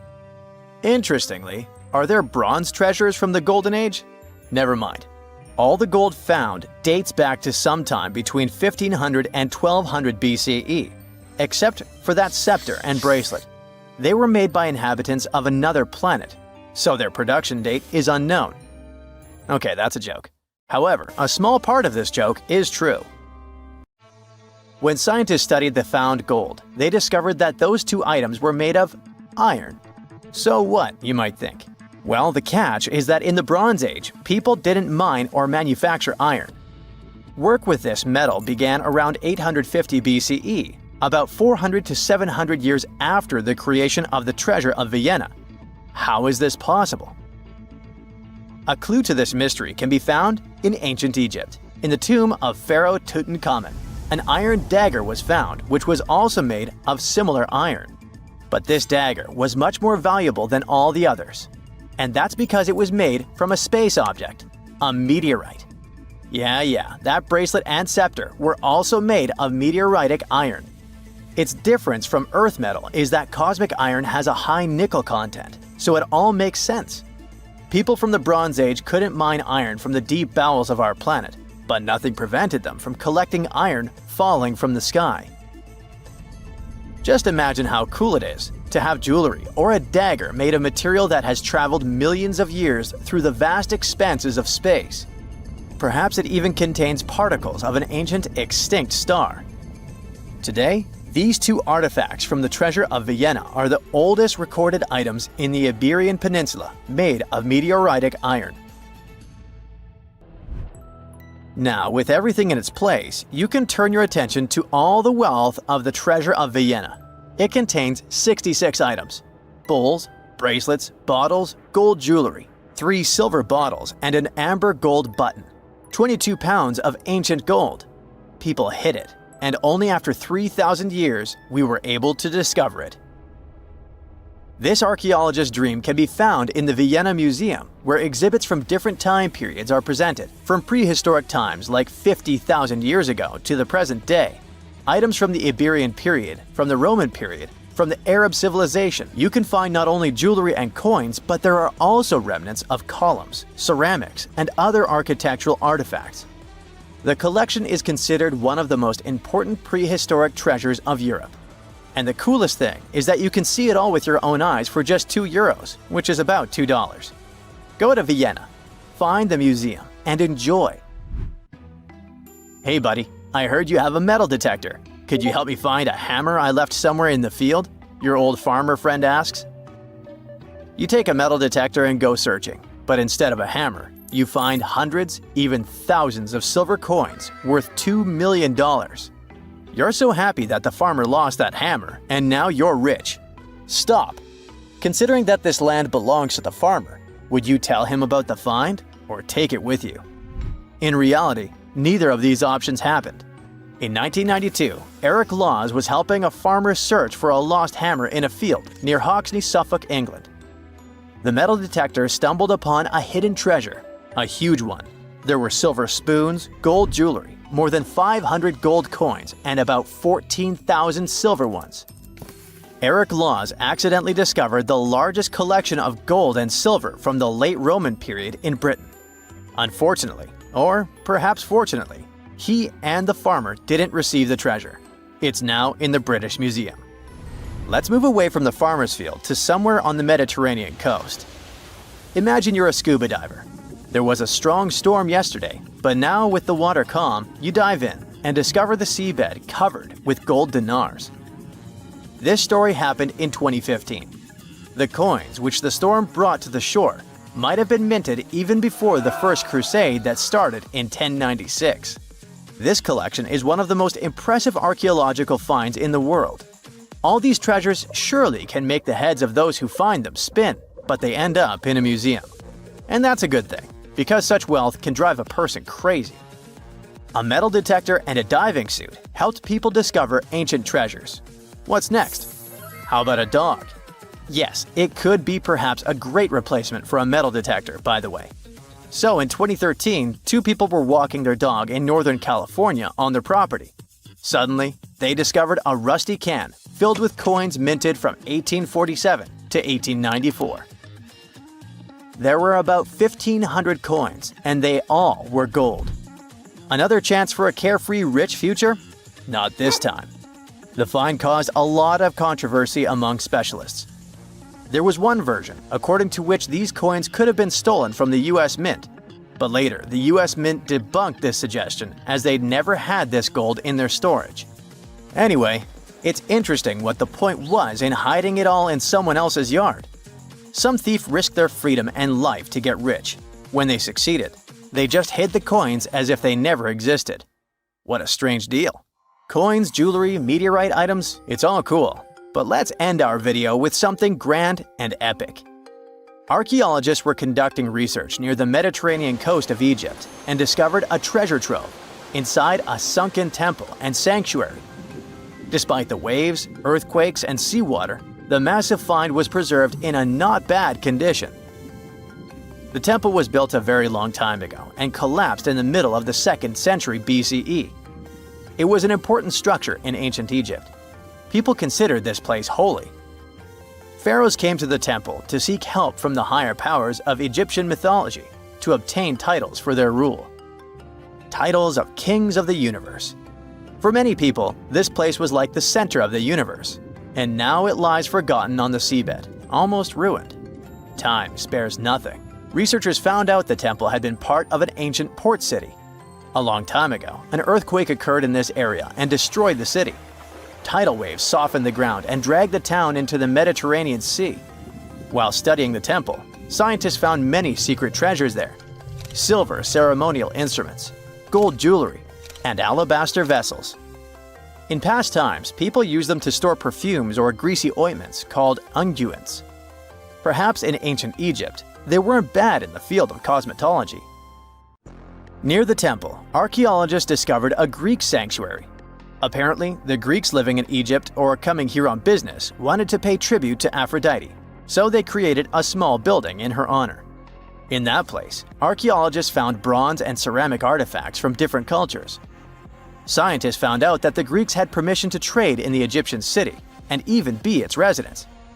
It seems pharaohs living around 600 BCE were favorable to the Greeks.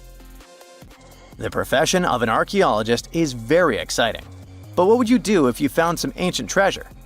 Before answering this question, find out what law applies to such finds in your country. Egypt has ruled as the owner of the world's oldest pyramid, until now. A newly discovered structure in Indonesia may predate Egypt by thousands of years. If this is true, it rewrites history. The world's first pyramid was born during the last ice age, and it's now located in the middle of the jungle. At first glance, Gunung Padang does not exactly scream pyramid. It looks more like a big mound with scattered stones tossed all over it. But recent excavations have revealed that far beneath the surface, there are stone structures buried in multiple layers, deeper and much older than anyone expected. We're talking possibly 27,000 years old. This is serious if we're talking about humankind's history. Today, the oldest known ancient society with this kind of building knowledge is probably 11,000 years old and used to occupy the region of modern-day Turkey. We've talked about Göbekli Tepe in some of our previous videos. Gunung Padang has got the scientific community divided and raising big, life-changing questions. You see, the site of Gunung Padang has long been considered sacred by the locals. Many even call it the Mountain of Enlightenment and still use the site to perform mystical ceremonies. Westerners had no clue this place existed until the late 1800s. That's when a Dutch explorer heard whispers about a strange mountain and went to see it for himself. Just 4 hours south of Jakarta, he found something wild. Stacked terraces connected by rough stone steps, massive flat stones covering the ground, and towering pillars everywhere. To him, it looked like an ancient ceremonial site, maybe even a burial ground. For almost 100 years, mainstream archaeologists simply ignored Gunung Padang. The story resurfaced when a group of farmers brought attention back to the mountain in 1979. By the 80s, researchers finally started digging and found pottery fragments dating back to somewhere between 45 BCE to 22 CE. But here's where this story gets interesting. Some studies suggest the deepest layers of Gunung Padang are between 16 to 27,000 years old. That means this pyramid could have been built during the last ice age. And if that's true, it's older than Egypt's famous pyramids, the ones we thought were the world's first. This whole theory comes from geologist Danny Hillman. His team used ground-penetrating radar, core drilling, and carbon dating to study Gunung Padang, and what they found was pretty wild. According to Hillman, this place is like a giant ancient layer cake, built in stages over thousands of years. The youngest layer is around 3,000 to 4,000 years old. That's roughly the age of the pyramids in Egypt. When you dig a little deeper, you find Unit 2, which was built between 7,500 and 8,000 years ago. But here's where things get truly mind-blowing. Hillman claims the deepest layer, Unit 3, could be as old as 27,000 years old. His study suggests that Gunung Padang isn't just a hill. It's a stepped pyramid, complete with chambers and hollow spaces hidden underground. Although there's not much info about these chambers. The geologist does admit his theory sounds crazy, but he says it's all real and legitimate data. Hey, this is just one theory. Those who disagree with Hillman say Gunung Padang was not man-made. It was nature-made. Maybe not the upper parts, which Hillman calls Unit 1. The lowest units, which are the units that could change our collective history, are the problem. To understand what the fuss is about, we need to look at the soil. The area that Gunung Padang was built on is filled with volcanoes, which means it sits on top of volcanic soil.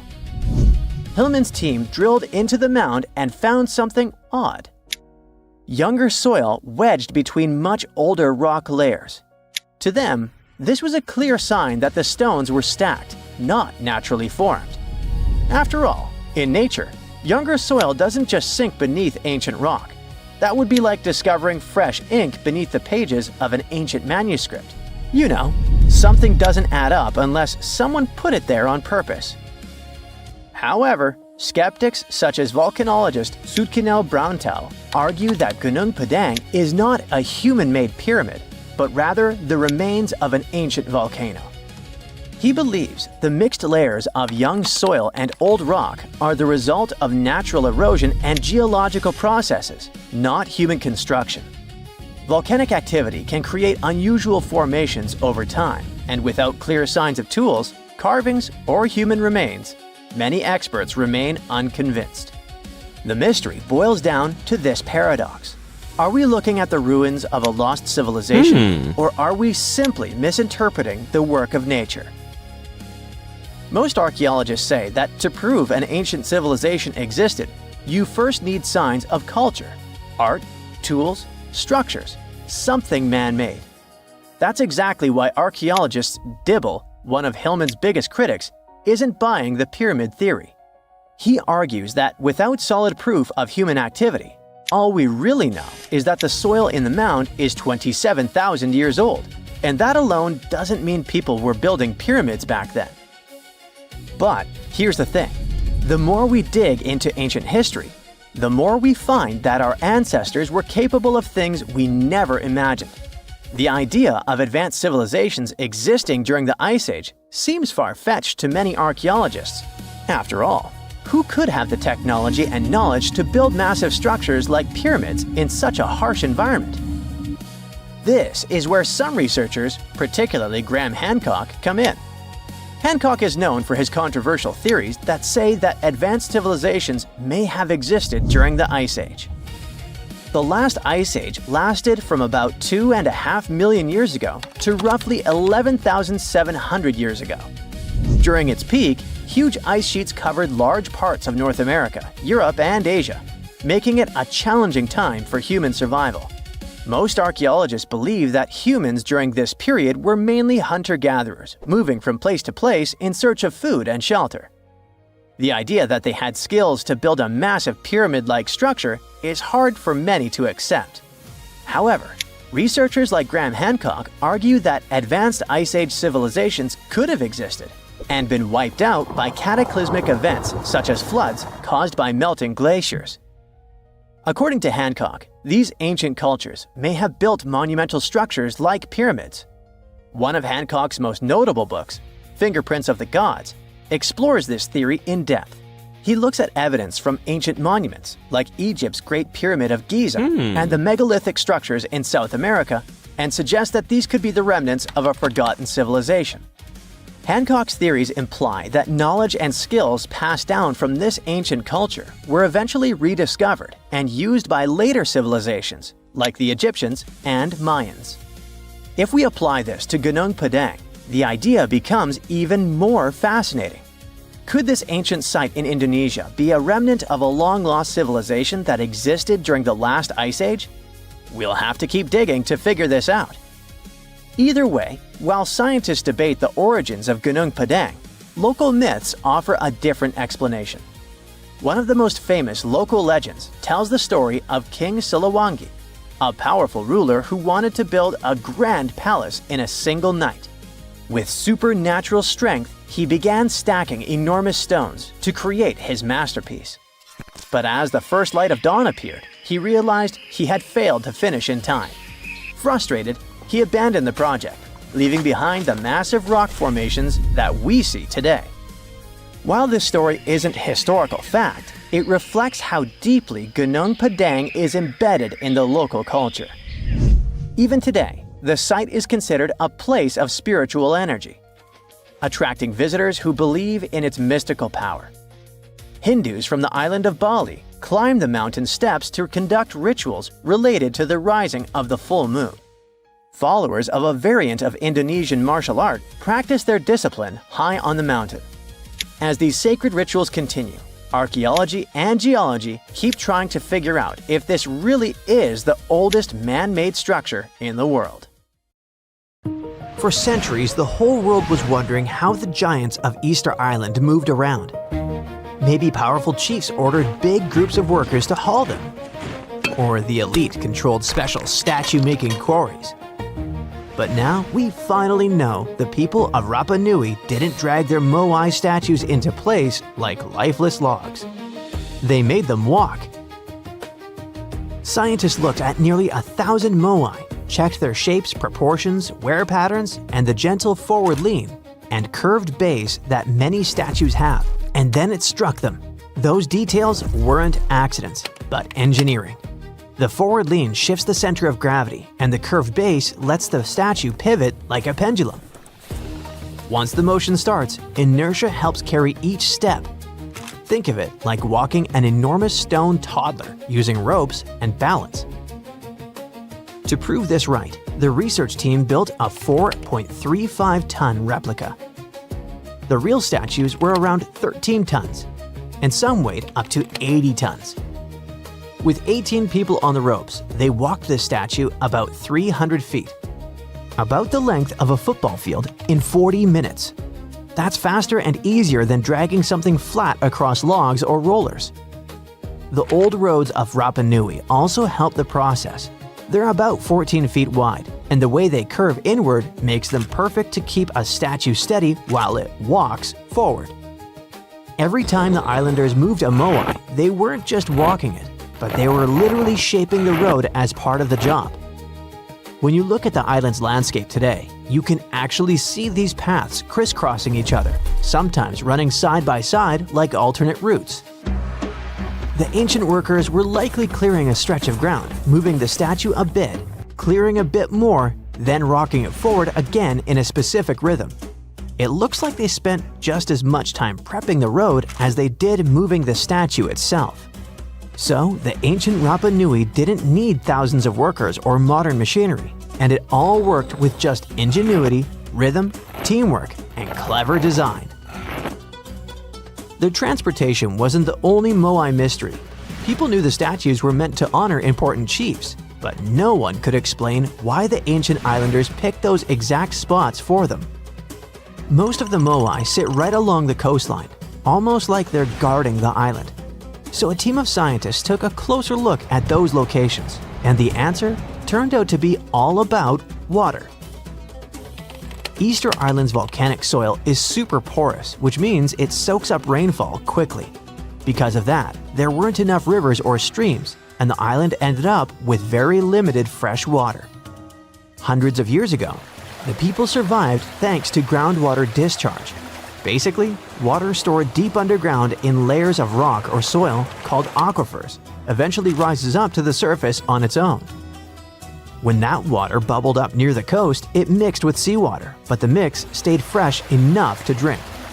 The locals collected it right from those coastal spots, and that's exactly where they built the Moai.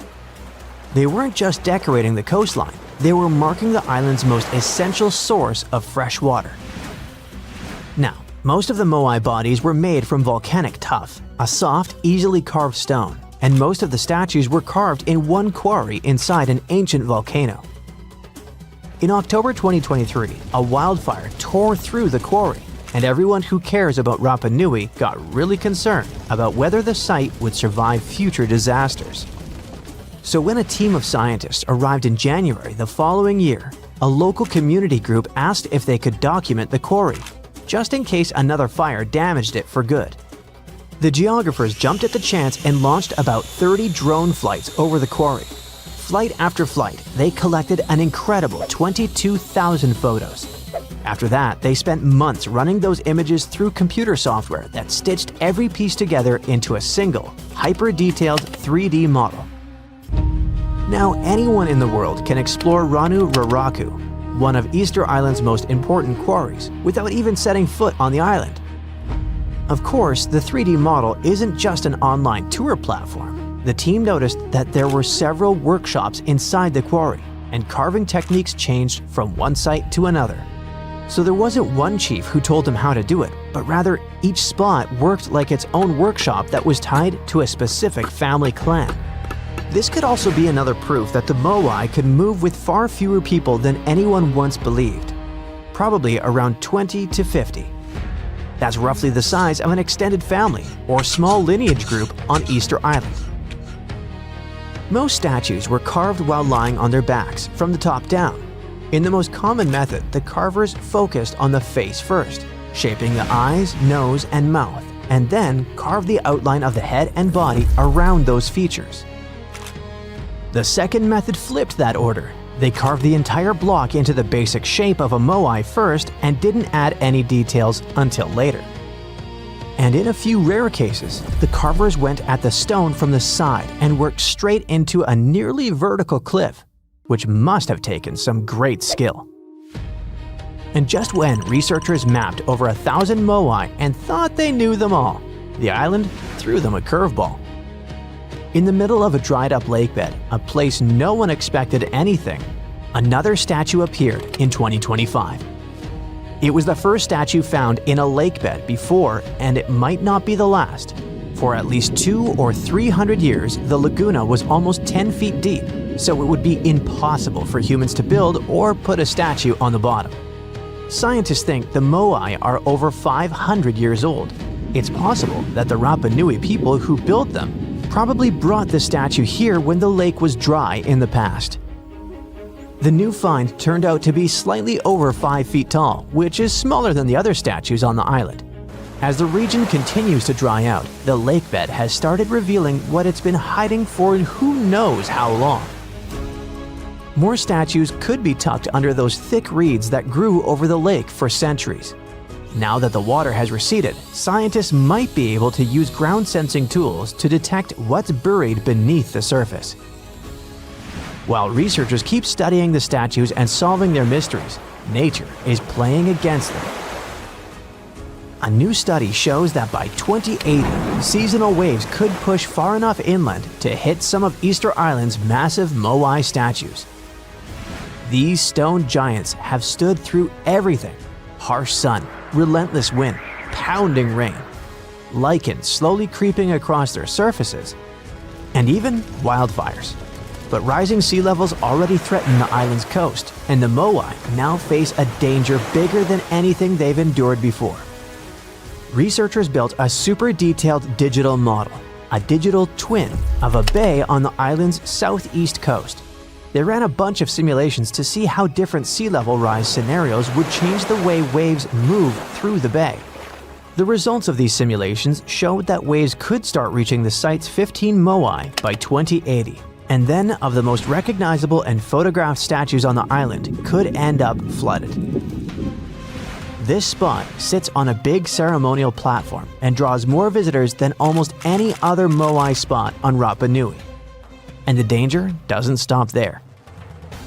Dozens of other important cultural features nearby are also in danger. Ancient dwellings, petroglyphs carved into stone, burial sites, old rock gardens. Basically, the entire physical memory of Rapanui's cultural history. If the island doesn't manage these risks, it could even lose its UNESCO World Heritage status. Now that researchers understand the threat more clearly, they want to use this knowledge to help protect the island. Scientists hope to collaborate closely with local communities to safeguard Rapanui's cultural heritage for future generations. Once upon a time, there was a lighthouse so tall that you could spot its beam from 30 miles away. A mysterious tower that was the symbol of wealth and engineering genius. Made with stones so giant and heavy that it still makes us gasp. How did they do that? It has survived earthquakes, one after another, until it finally crumbled in the 14th century. Fast forward to today, and archaeologists have just hauled 22 of its colossal blocks off the seafloor. They're putting the tower back together to be once again admired and explored, but not how you might imagine. The lighthouse of Alexandria wasn't just a lighthouse, it was the lighthouse of ancient civilizations, one of the longest-standing world wonders. Built around 280 BCE, on a tiny island called Pharos, it reached about 330 feet up in the sky. For comparison, that's taller than the Statue of Liberty or Big Ben. Now, keep in mind that this was before cranes, steel beams, or gym enthusiasts, and it becomes awe-inspiring. For sailors, spotting that gleaming tower was like finally seeing your exit sign after hours of driving on the world's most dangerous highway.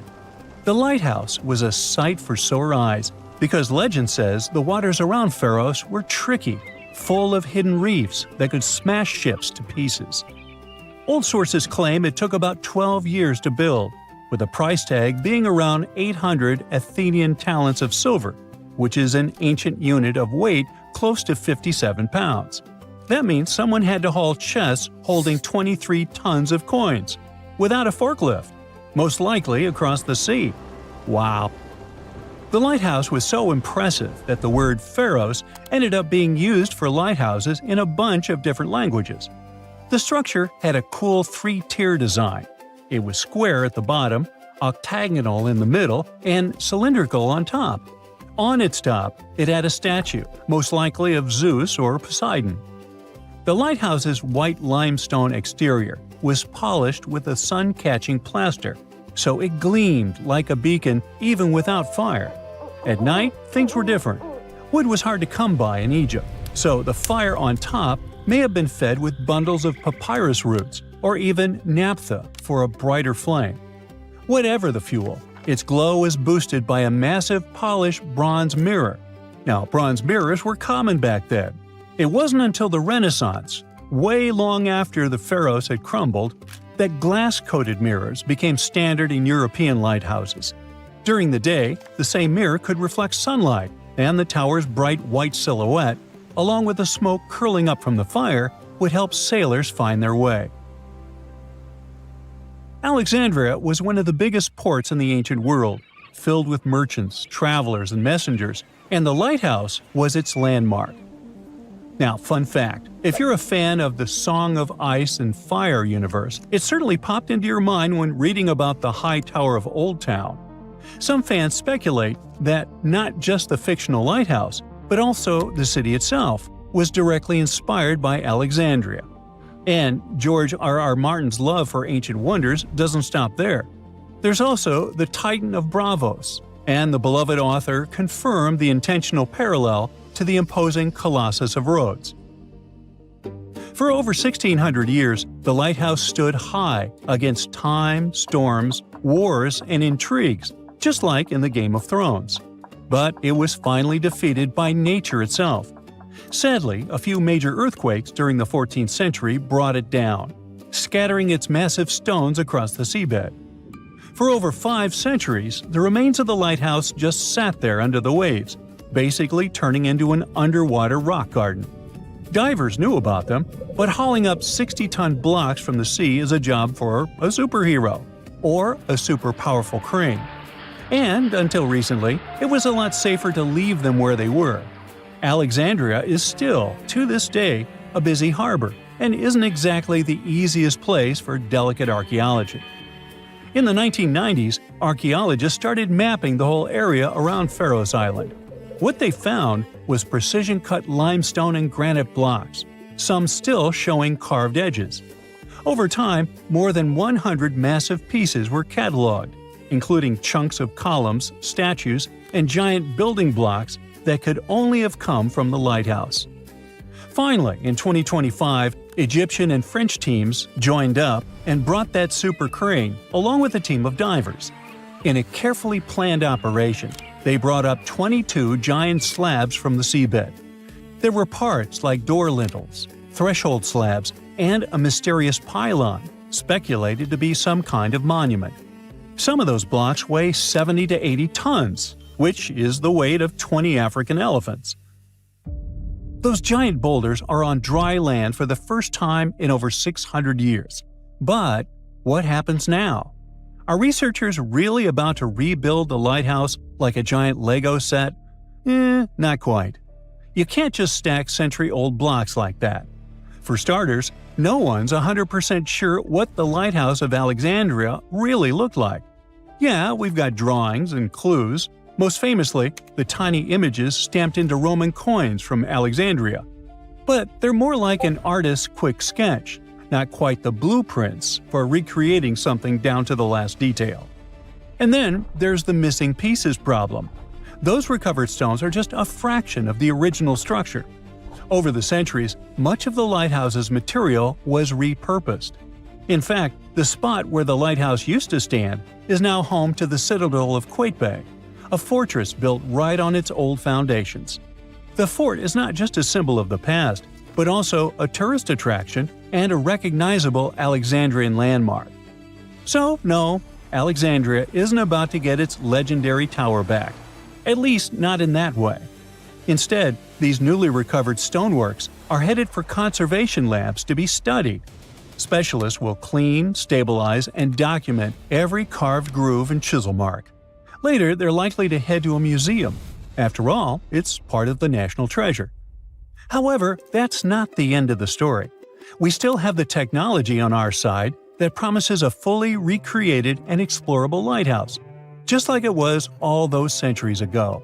The entire endeavor is called the Pharos Project, and its mission is to turn those hauled massive stones, lintels, thresholds, base slabs, and even a mystery pylon into a complete walk-through digital twin of the Lighthouse of Alexandria. Each piece is getting high-resolution 3D scanning, joining more than 100 fragments already recorded underwater. The goal isn't just a research. The Pharos Project aims to bring back the lighthouse's original look and feel and turn it into a museum. 330-foot-tall structures often have a lot of stairs, and virtual reality is going to be far less painful for my old feet.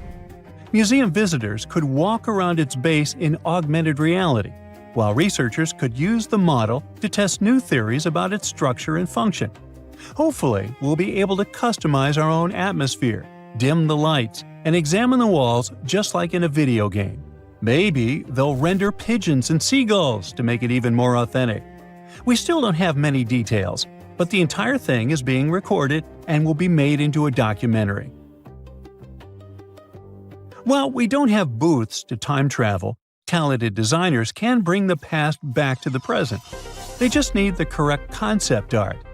Sure, nowadays you can recreate almost everything in 3D, but the point here is the authenticity, to put it back together exactly how it was. This is what the Project Pharos wants to achieve. Maybe one day, every ancient world wonder will end up being recreated in a similar way. But there's no reason to stop there. Virtual tourism can save time and money, and while nothing can replace the real experience, visiting authentic locations recreated in virtual reality may be the next best option. Locals are already excited. The Citadel of Quebec is already drawing people, but now Alexandria is about to get the first digital tourist attraction. Soon anyone with a VR headset can stand on top of this historic wonder, squint while watching the sunset, and finally answer the burning question: is it possible to get exhausted while climbing virtual stairs? And can I customize the soundtrack? Ooh. Hey, I bet you didn't know that trees used to grow in the middle of Egypt's barren, sun-roasted Sinai desert. It's true. If you can't picture it, I don't blame you. But archaeologists have recently stumbled upon a tree-lined boulevard. Yep, an actual green avenue, leading to a massive ancient fortress. No, this isn't some mirage or an overactive imagination, although I do have one. But it's turning our ideas of ancient Egyptian desert life upside down. Let's rewind a bit. The site in question is called Tel Abu Saifi, located in the northern part of the Sinai Peninsula. For a long time, it was known as a dusty archaeological footnote, the home of ruins from the Ptolemaic and Roman periods. You know, the era after Alexander the Great swaggered through Egypt and the Roman Empire called dibs. But recently, Egypt's Ministry of Tourism and Antiquities decided to give it a fresh dig. And what they found out turned to be more than just a forgotten outpost. We're talking about a full-on military fortress with defensive trenches, paved roads, lime kilns, barracks for soldiers, and even room for their families. A whole bunch of living quarters right in the middle of a desert doesn't feel very homey until you remember our star, the unexpected Green Avenue. This road was over 300 feet long and 36 feet wide, as long as an American football field, paved with limestone slabs and lined with more than 500 clay planting pits. These weren't for show, they held actual trees, creating a shaded tree-line entrance straight to the fortress. Imagine walking through that, the sun blazing overhead, and suddenly, blessed shade. Ooh. Now, that's not just a grand entrance, that's an ancient red carpet, or maybe a green one. But this wasn't about curb appeal. The existence of hundreds of trees in a desert landscape over 2,000 years ago tells us something big. You see, the Ptolemaic Egyptians weren't simply good at building monuments, they were also masters of water management. In a place where rainfall is rarer than a selfie with a pharaoh, they somehow found a way to grow rows of trees. Now let that sink in. To irrigate that many trees in a desert, they must have had a sophisticated irrigation or water transport system, something capable of moving and distributing water efficiently in this harsh climate. Maybe they channeled groundwater, or maybe they captured seasonal rain, or maybe ancient sprinkler systems. Okay, maybe not that fancy. But still, it's clear they were ahead of their time. Here's the thing, we already know the Egyptians mastered water control. They harnessed the Nile with ditches and canals to feed distant fields. So irrigation wasn't exactly a mystery to them. They had the skills and the knowledge.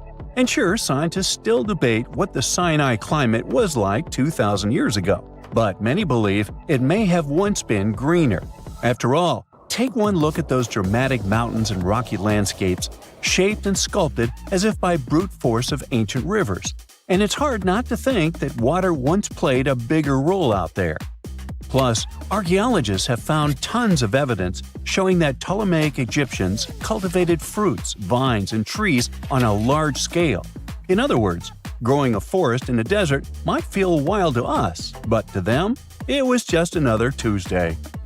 And now, this green avenue is making archaeologists wonder, what if similar irrigation systems were used elsewhere, say for transporting the enormous stones used to build the pyramids?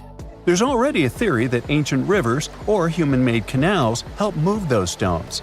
And the Tel Abu Saifi discovery? Well, it might just be the missing puzzle piece. This isn't just a dream. Back then, rivers were like highways, power grids, and cargo trains of the ancient world, all rolled into one. Egyptians used them for everything: irrigating crops, trading goods, powering industry, and even mobilizing for war. If you were doing something important, odds are it involved a river. But wait, it gets even better.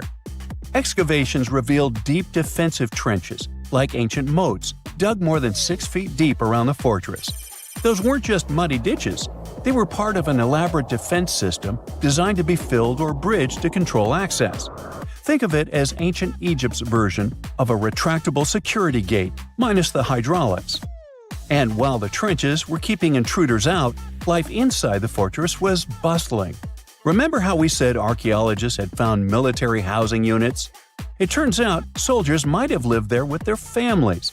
So this wasn't just a barracks, it was a thriving community, with meals, routines, kids playing, and probably a whole lot of ancient gossip flying around the dinner table. In addition to all the military stuff, researchers found 4 massive lime kilns used to produce quicklime, an essential ingredient for making construction mortar. These kilns are a big deal because they suggest that during the later Roman period, Tel Abu Saifi turned into an industrial hub. It was like the Home Depot of ancient Egypt, churning out materials to build and repair buildings. But here's where the plot thickens. Underneath all of this, beneath the roads, the trenches, the kilns, archaeologists found the corners of an even older structure, a mystery building. Could it be the remains of a third, much older fortress? Or an ancient cemetery or lost city? Nobody knows yet, but one thing's clear, this story isn't over. Honestly, this might be the coolest archaeological cliffhanger of the decade. So, what does this all mean? Well, for starters, it challenges everything we assumed about desert life in ancient Egypt. For the longest time, deserts were thought of as natural barriers, dry, deadly, and empty. But this find suggests that the desert might have once been green and full of life, not because the climate was dramatically different, but because the Egyptians were incredibly good at bending the environment to their will. They didn't just survive in the desert, they transformed it. It also adds fuel to the fire in the age-old debate about ancient Egyptian tech.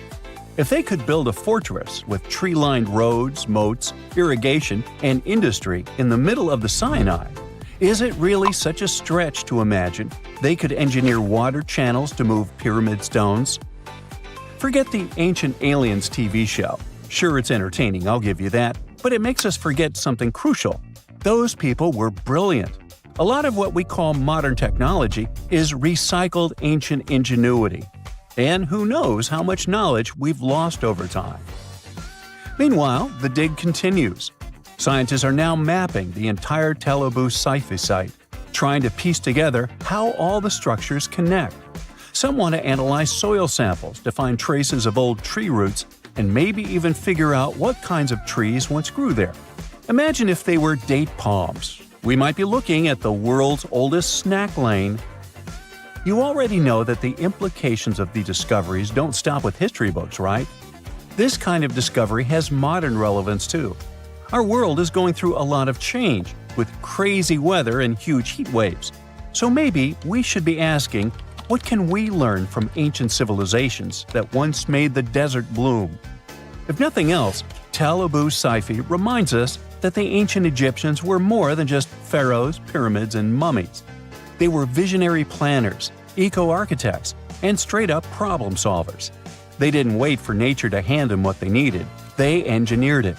And thanks to discoveries like this, we're getting a clearer picture of just how advanced and, frankly, how cool ancient Egyptian civilization really was. So next time someone tells you deserts are just empty wastelands, you can hit them with this fun fact. Over 2,000 years ago, in the heart of the Sinai desert, there was a fortress with a tree-lined avenue, moats, military housing, an industrial center, and even a secret underground structure. Take that, sand dunes! Who knows what else is still buried out there, waiting to rewrite history? Have you heard of Göbekli Tepe? It's an ancient site in Turkey that literally made historians rewrite history books. Over 11,000 years ago, a group of prehistoric humans crafted an enigmatic masterpiece that's even older than Stonehenge.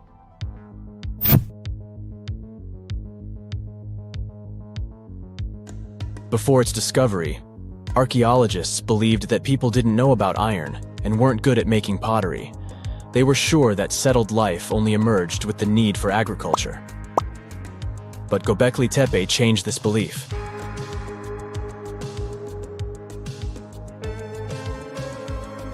The place has revealed that it was the temple that paved the way for a settled life, not agriculture.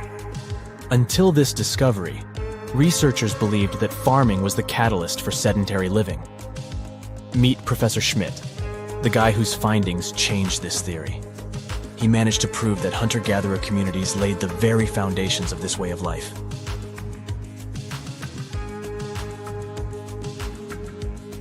Back in the 1960s, other archaeologists visited the area, but they totally missed the mark.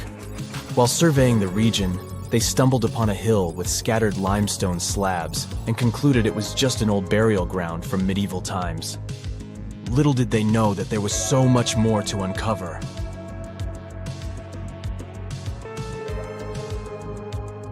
In 1994, Schmidt embarked on his own survey of prehistoric sites in the area. Surprise! He instantly realized he had discovered something truly extraordinary. Unlike the nearby flat and barren plateaus, Göbekli Tepe had a gently rounded top, rising 50 feet above the surrounding landscape. Funny enough, the translation of this place's name is Potbelly Hill. Schmidt was sure only humans could have made something like this.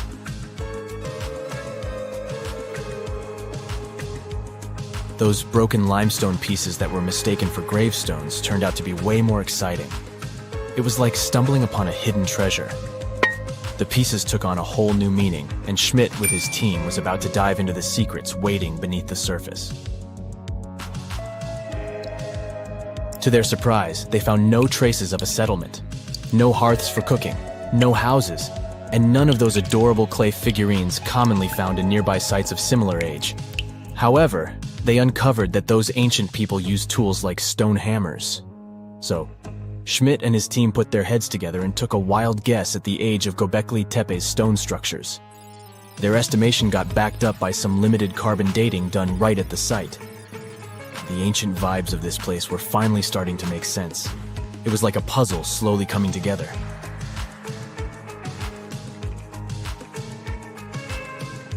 You may think that back then, people didn't have special tools to create something as cool as Göbekli Tepe. Not true. Turns out, these prehistoric folks used flint tools instead of fancy metal chisels. They were also skilled at chipping away softer limestone and crafting pillars right on the spot.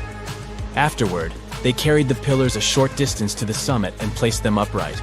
Once the stone rings were complete, they covered them with layers of dirt. Over time, they added new rings, and voila, you've got a cool hill to impress people in the future.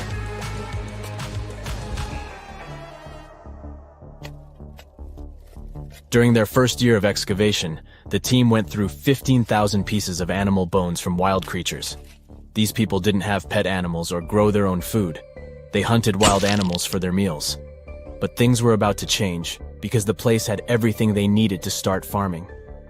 Scientists say they had wild sheep and wild grains that could be domesticated. And guess what?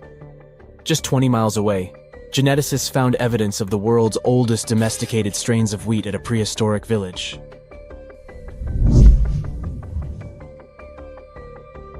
These amazing findings have completely changed how we view civilization. In the past, experts believed that people needed to learn how to farm and settle in one place before they could build temples and develop complex societies. But guess what? Schmidt's research flips that idea on its head. He claims that the incredible effort put into constructing these astonishing structures actually set the stage for the development of advanced societies. It means that societal and cultural changes happened before agriculture. Schmidt has this fascinating hypothesis about Göbekli Tepe. He thinks it could have been a special burial site where people left their loved ones. And here's the twist. The burial site was adorned with fancy statues and symbols representing deities from the spiritual realm. The idea that Göbekli Tepe could have served as a sacred place adds another layer of complexity to the whole story. While the site's true purpose may remain elusive, Schmidt's insights invite us to consider the profound interplay between life and the afterlife, and the deep reverence ancient hunter-gatherer societies may have had for their departed ancestors. Now let's talk about the stars of the show, the mesmerizing T-shaped columns that dominate Göbekli Tepe. These mysterious structures range from 10 to 20 feet tall and most likely represent stylized human figures. But one figure stands out from the rest, the three-dimensional lion relief. This depiction really fires up our imagination. Why? Because it hints at the possibility that lions roamed Anatolia during the Neolithic period.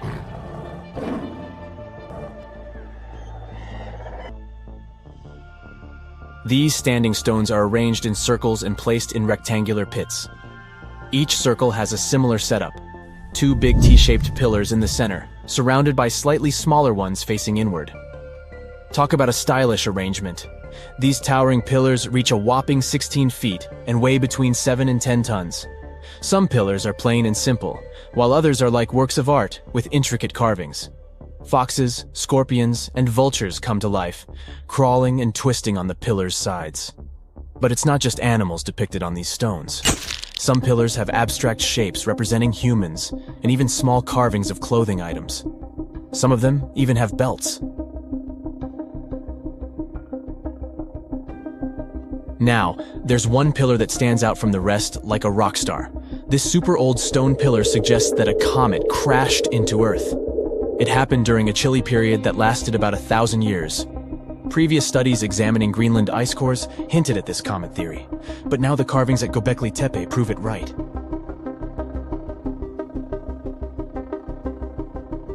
The carvings on the pillars are like a historical comic strip. They even show a headless human figure. Researchers fed the images into a computer and discovered their connections to constellations, indicating that this temple might have been an ancient observatory. It's like our ancestors were trying to document this cataclysmic event in their own unique way. Archaeologists have been excavating and researching Göbekli Tepe since the mid-1990s, peeling back layers of history and providing us with a deeper understanding of the intricate relationship between various elements. They have no plans to stop the whole process for another 150 years. Who knows what else they'll find? You see, Göbekli Tepe has been labeled purely as a ritual site with no signs of domestic activities. We were led to believe that the absence of water meant it couldn't support semi-sedentary communities. But scientists believe it's time to shake things up and approach Göbekli Tepe with fresh eyes. It's time to question what we believed before and use new evidence and different ways of thinking. Like, there might have been a group of people living in the area who didn't stay in one place all the time. They moved around a bit but still had their own civilization, living in the area semi-sedentarily. Göbekli Tepe is not just home to a single temple, but an astounding collection of over 20 ancient structures. As archaeologists delve into the depths of this wonder, they are unraveling its unique layout, featuring 2 prominent focal points at the heart of each establishment, complemented by smaller structures and dividing walls. What's even crazier is that in this area, there are over 200 obelisks, which are narrow tapering monuments. Okay, what if I tell you that the extraterrestrials we all imagine as little green men may actually look like very normal Earthlings and chill in Europe? This is the Iberian Peninsula, and people living there are under suspicion. Ooh. Here's the reason. Somehow, parts of the most important artifacts that the Iberian civilization called Treasure of Valena are made of metal that simply can't be found on Earth, because it's metal from a meteorite. Now let's tackle this step by step. This is the artifact itself, and it's composed of 59 different objects. Bowls, bottles, and bracelets. Is there a pattern there with all those bees? In total, the find weighs around 20 pounds, of which 18 pounds are 23.5 karat gold. Now, if you're not a metal specialist, I'll clarify it for you right away. For comparison, 23 karat gold is 95.8% pure gold, so 23.5 karat is even purer. The remaining percentage goes to other metals to help add strength and durability to the precious alloy. There was also silver, iron, and amber in that set. The artifact could have been pretty straightforward, but for these 2, let's call them imposters. Look at this wrought iron bracelet and this hollow hemisphere. Can you see that? Those rusty lines on the hemisphere and the overall weird color of the bracelet do stand out, since everything else is made of purest gold. This all started back in 1963, when a researcher noticed a dark leaden metal among the shiny bowls and bottles. The metal was shiny in some areas and covered with a ferrous-looking oxide that was mostly cracked. Now, just so you understand, gold does not usually act this way. Gold is one of the least reactive of all metals, so it won't even tarnish, let alone rust. To figure out where this suspicious iron came from, researchers turned to mass spectrometry, which checks out the mass-to-charge ratio of molecules. Their findings showed that the nickel in the iron is similar to that found in meteoritic iron. Simply put, the bracelet and the hemisphere are of extraterrestrial origin. Ooh. Now, the exact age of the trove is hard to determine, yet it's crucial. We need to know the exact age to see if it coincides with the start of the Iron Age in the Iberian Peninsula. If it does, then no further questions here. But if it doesn't, well, it's, at the very least, weird, if not suspicious. So there's this 3-age system. It comprises the Stone Age, then the Bronze Age, and then the Iron Age. The Stone Age is of no importance here, so let's compare the Bronze and the Iron Ages. The Bronze Age began when it was realized that combining copper and tin produced a material that was more durable than either metal alone. This era was all about major upgrades in tools and weapons, but 2 standout inventions were writing systems and the wheel. Then came the Iron Age. This time was all about slowly bringing iron into everyday life. Iron was way easier to shape into cool designs than bronze. Now, this was a big deal, because iron, especially transformed into steel, provided significant improvements in all aspects of life. Tools became lighter, cheaper, and stronger compared to their bronze equivalents. You get it? Good.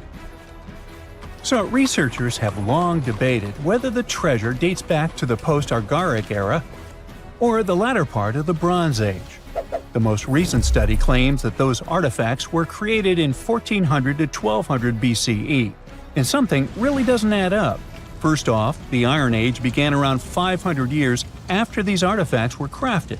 Plus, ancient craftsmen couldn't know back then how to work with metals that landed on Earth approximately 1 million years ago. And while the dates are really hard to explain, there is a logical explanation for the craftsmanship. The theory here is that those metal workers simply had access to the fallen meteorite, and thus, they could study it well and discover its properties before using it for decorative purposes. They could have figured it out through trial and error, and once they knew exactly how to work with this extraterrestrial metal, they proceeded to adorn the artifacts with it. Plus, there were the Phoenicians, who contributed to their craftsmanship. Now, it's true that the Iberian people have been processing metal and making pottery long before the Phoenicians settled on the peninsula. But the arrival of new metalworking techniques and the introduction of the potter's wheel enabled them to produce better quality goods much faster than before. So, we figured out the extraterrestrial origins of the Iberian artifacts. But guess what? This area is still under suspicion. The reason for that is the language they spoke. You see, for most modern languages people use today, there will always be some proto-language. Say for Italian, Spanish, and French, it's Latin, hence their similarities.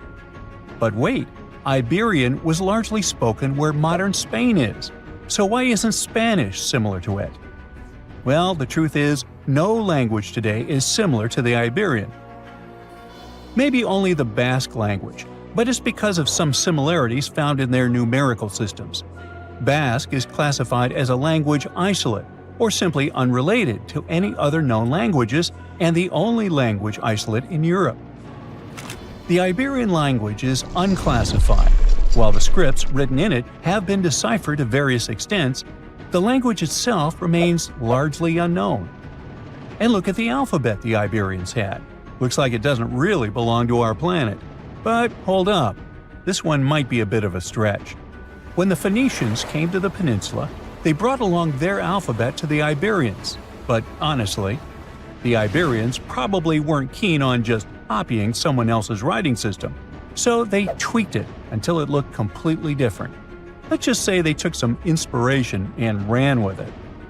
While linguists can guess to some extent how most characters sounded, actually translating the language is still completely impossible. The Iberian language was non-Indo-European and faded away over 2,000 years ago. And there aren't any similar languages left to help us out. Super frustrating, right? Yeah. We got over 2,000 Iberian inscriptions from tombs, coins, potteries, lead plates, and even cave wall carvings. But aside from a handful of words, we're totally in the dark about what they mean. Now, if we could understand their language, we might have learned that they were great thinkers and all, but we can only contemplate the works of art they left. Iberian culture has a lot of amazing stuff made by talented artisans. We're talking about not just metalwork and ceramics, but also detailed sculptures, textiles, jewelry, and other personal bling. But here's the catch. Making all those luxury items depended a lot on a big farming class. At the heart of Iberian society, most folks were involved in farming and taking care of livestock. Depending on where you were, the types of farming varied. For example, up in the north, they were all about growing grains, while down in Valencia, they focused on producing olive oil and other agricultural aspects. In the west, raising animals was the name of the game. Still, we don't have much information about the day-to-day lives of the many people doing this essential work. Yet, on the flip side, we know a lot about the upper class of Iberian society, who control these agricultural resources and hire the artisans. By the 7th century BCE, we start to see a group of Iberian princes who were living the good life, trading with the Phoenicians and enjoying fancy luxury items. You can spot this elite class in their burial practices. Cremation was the go-to method for funerals among the Iberians, and wealthy individuals were often found in cemeteries with all sorts of lavish goods and funerary sculptures that give us a peek into the fashion and hairstyles of the rich. Interestingly, Starting in the 6th century BCE, there was a noticeable drop in the number of recognizable burials, which suggests that these elaborate funeral customs became more exclusive to a small elite. Meanwhile, the fate of the majority, farmers, artisans, soldiers, and laborers, who made up a big chunk of the population, remains a bit of a mystery. It used to be a pretty advanced civilization, but it vanished without a trace. Researchers think it could have been due to some massive earthquake, but so far, we don't know for sure. No man shall ever find my tomb. That's what, according to rumors, Cleopatra once said. Rumor has it really wasn't about the gender. She wanted no living soul to disturb her, and I think she meant that no human would ever discover the location of her grave. But, surprisingly, it was indeed a woman who was closer than anyone before to finally discovering the Queen's resting place. Meet Kathleen Martinez Berry, a criminal lawyer turned archaeologist. She got so intrigued with Cleopatra's story that she packed her bags and went to Egypt with no official support and even no permission from the authorities. All she had was pure determination to find the Queen's tomb. Now, you could say Kathleen had always been ahead of the game. She skipped grades in school, mastered piano, chess, swimming, and martial arts, and grew up listening to top intellectuals debating in her home. And she even got her law degree at just 19, and archaeology was her side passion. She had never actually been to Egypt, never dug up a single artifact. But her fascination with Cleopatra went all the way back to an argument with her father in 1990. That day, she walked into his library looking for a copy of Antony and Cleopatra by Shakespeare. Her dad, Fausto Martinez, a professor and legal expert, casually called Cleopatra a seductress. Kathleen wasn't having it. She fired back, arguing that history had been totally unfair to Cleopatra. The Romans, she said, wanted to destroy her reputation, and for centuries, people had just believed their version of the story. The debate went on for hours, and in the end, her father admitted maybe he had judged Cleopatra too harshly. That conversation changed everything for Kathleen. From that day on, she read every ancient text she could find, especially Plutarch's account of Cleopatra and Mark Antony. The more she learned, the more convinced she became that Cleopatra wasn't just some queen who fell for the wrong guy. She was a genius, playing a dangerous political game to keep Egypt independent. And the more she read, the more she started thinking, what if everyone had been looking for Cleopatra's tomb in the wrong place? That thought stuck with her. When she was caring for her second child, she earned a master's in archaeology. Multitasking. That reignited an obsession that would take over her life, uncovering the truth about Cleopatra. Even though most experts believe that Cleopatra's tomb, along with the final resting place of 13 other Ptolemaic rulers, lies somewhere beneath modern-day Alexandria, Dr. Martinez has a different idea. She believes Cleopatra was buried at Taposiris Magna, an ancient temple dedicated to Osiris, the Egyptian deity of the afterlife. But she still needed an ancient foundation plate. These plates, about the size of a smartphone, were placed beneath important temple structures and often contained inscriptions explaining when and why the temple was built. If she could find a plate that confirmed the temple was dedicated to Isis, Cleopatra's patron deity, she'd have solid proof that this was the right place to look. Nothing could deter Martinez. She excavated the entire temple site, digging deeper than anyone before her. Her team found coins with Cleopatra's name and face stamped on them. It meant Cleopatra had a direct connection to this site. Then, they uncovered something even more interesting. A tunnel used to bring water to people, leading straight from the temple into the Mediterranean Sea.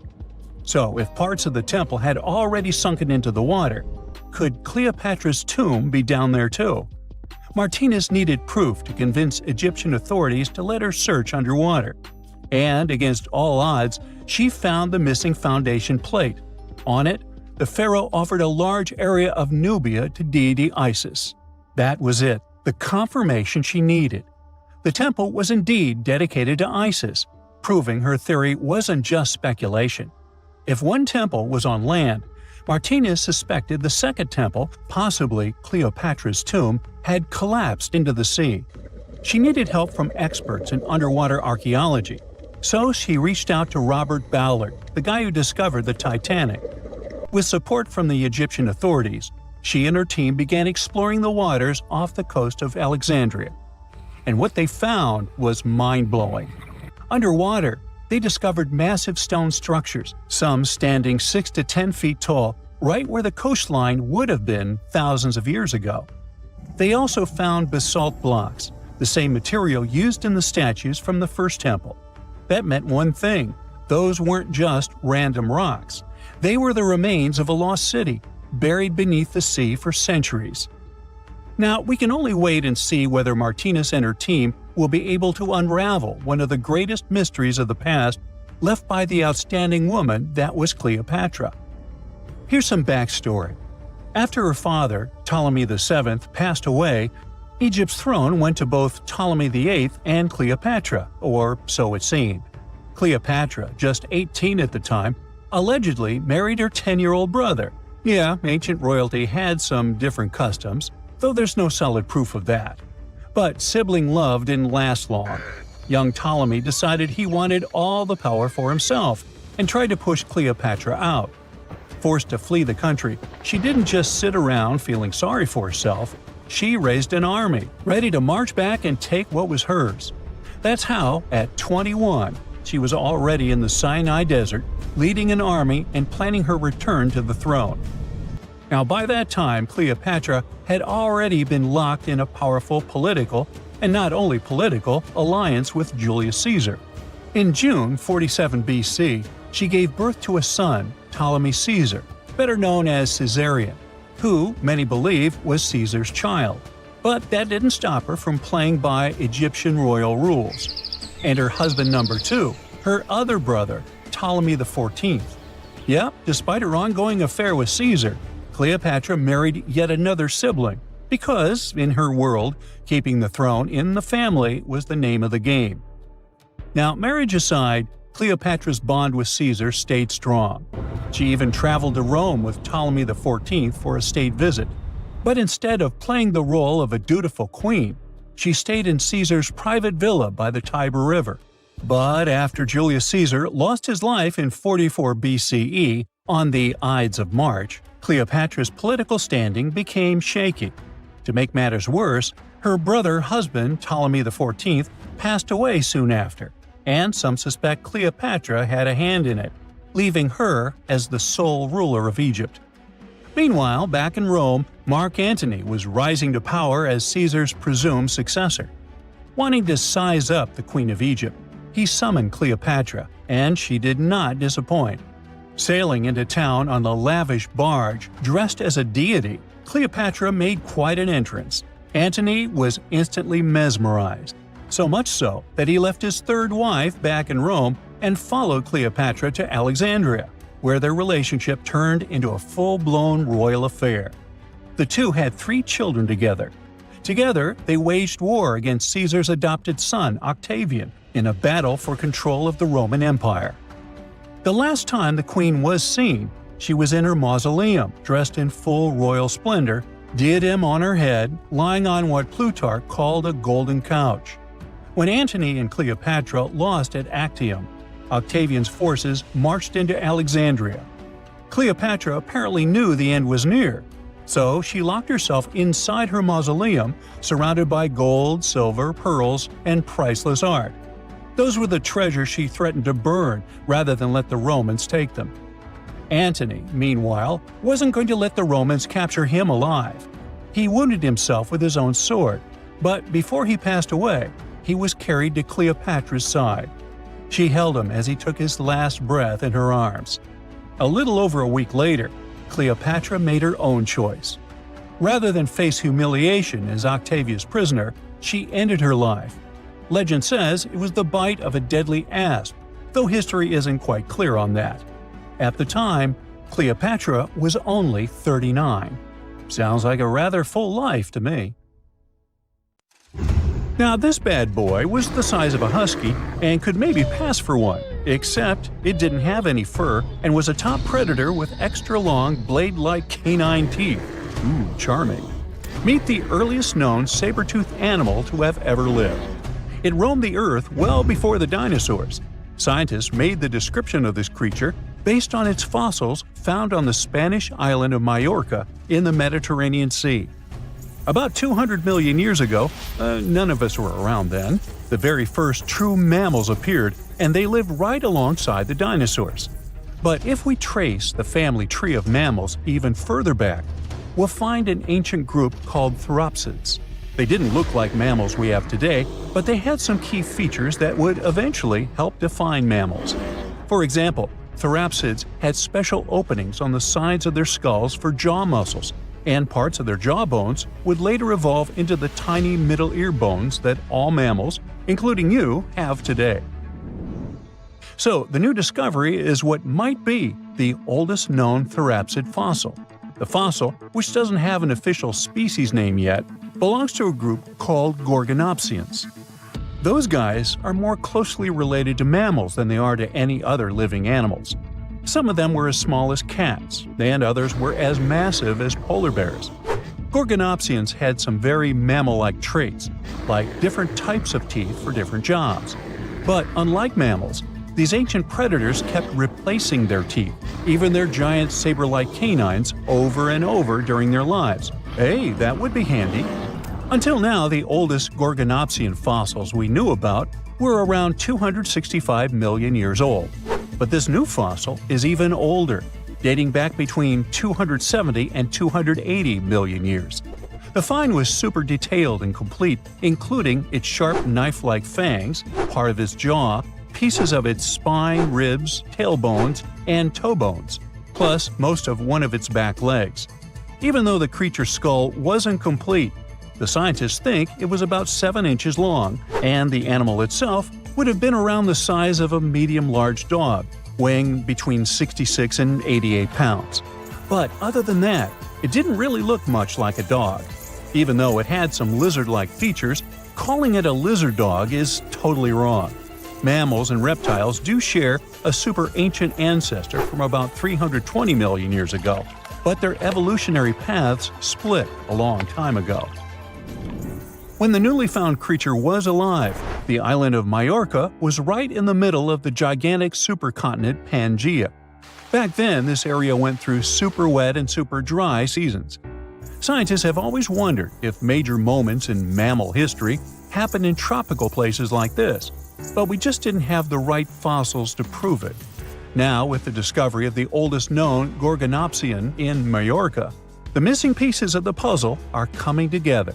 It looks like some huge steps in mammal evolution could have happened in low-latitude environments we haven't explored much yet. The so-called gap in the fossil record might just be because paleontologists weren't looking in the right spots.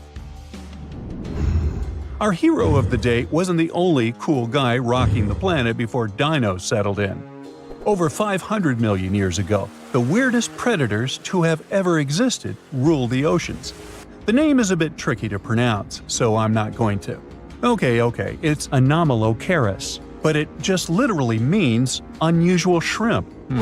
This creature looked nothing like anything alive today.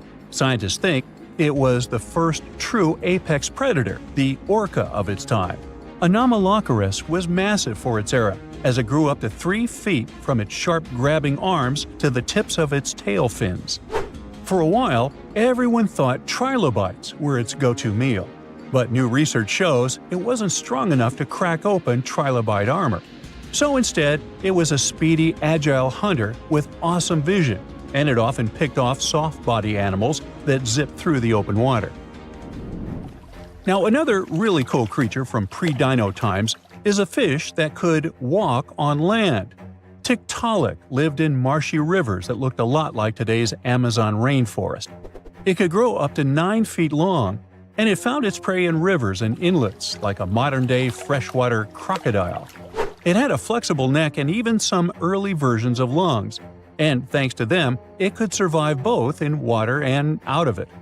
Why fish like Tiktaalik started moving toward land about 395 million years ago is still a bit of a mystery. Around that time, the ancient supercontinent called Gondwana was drifting closer to the land that would become North America. This slow movement created lots of shallow swampy habitats, which were perfect places for crocodile-like animals to thrive. Plus, these areas were near the equator, so they were warm and tropical.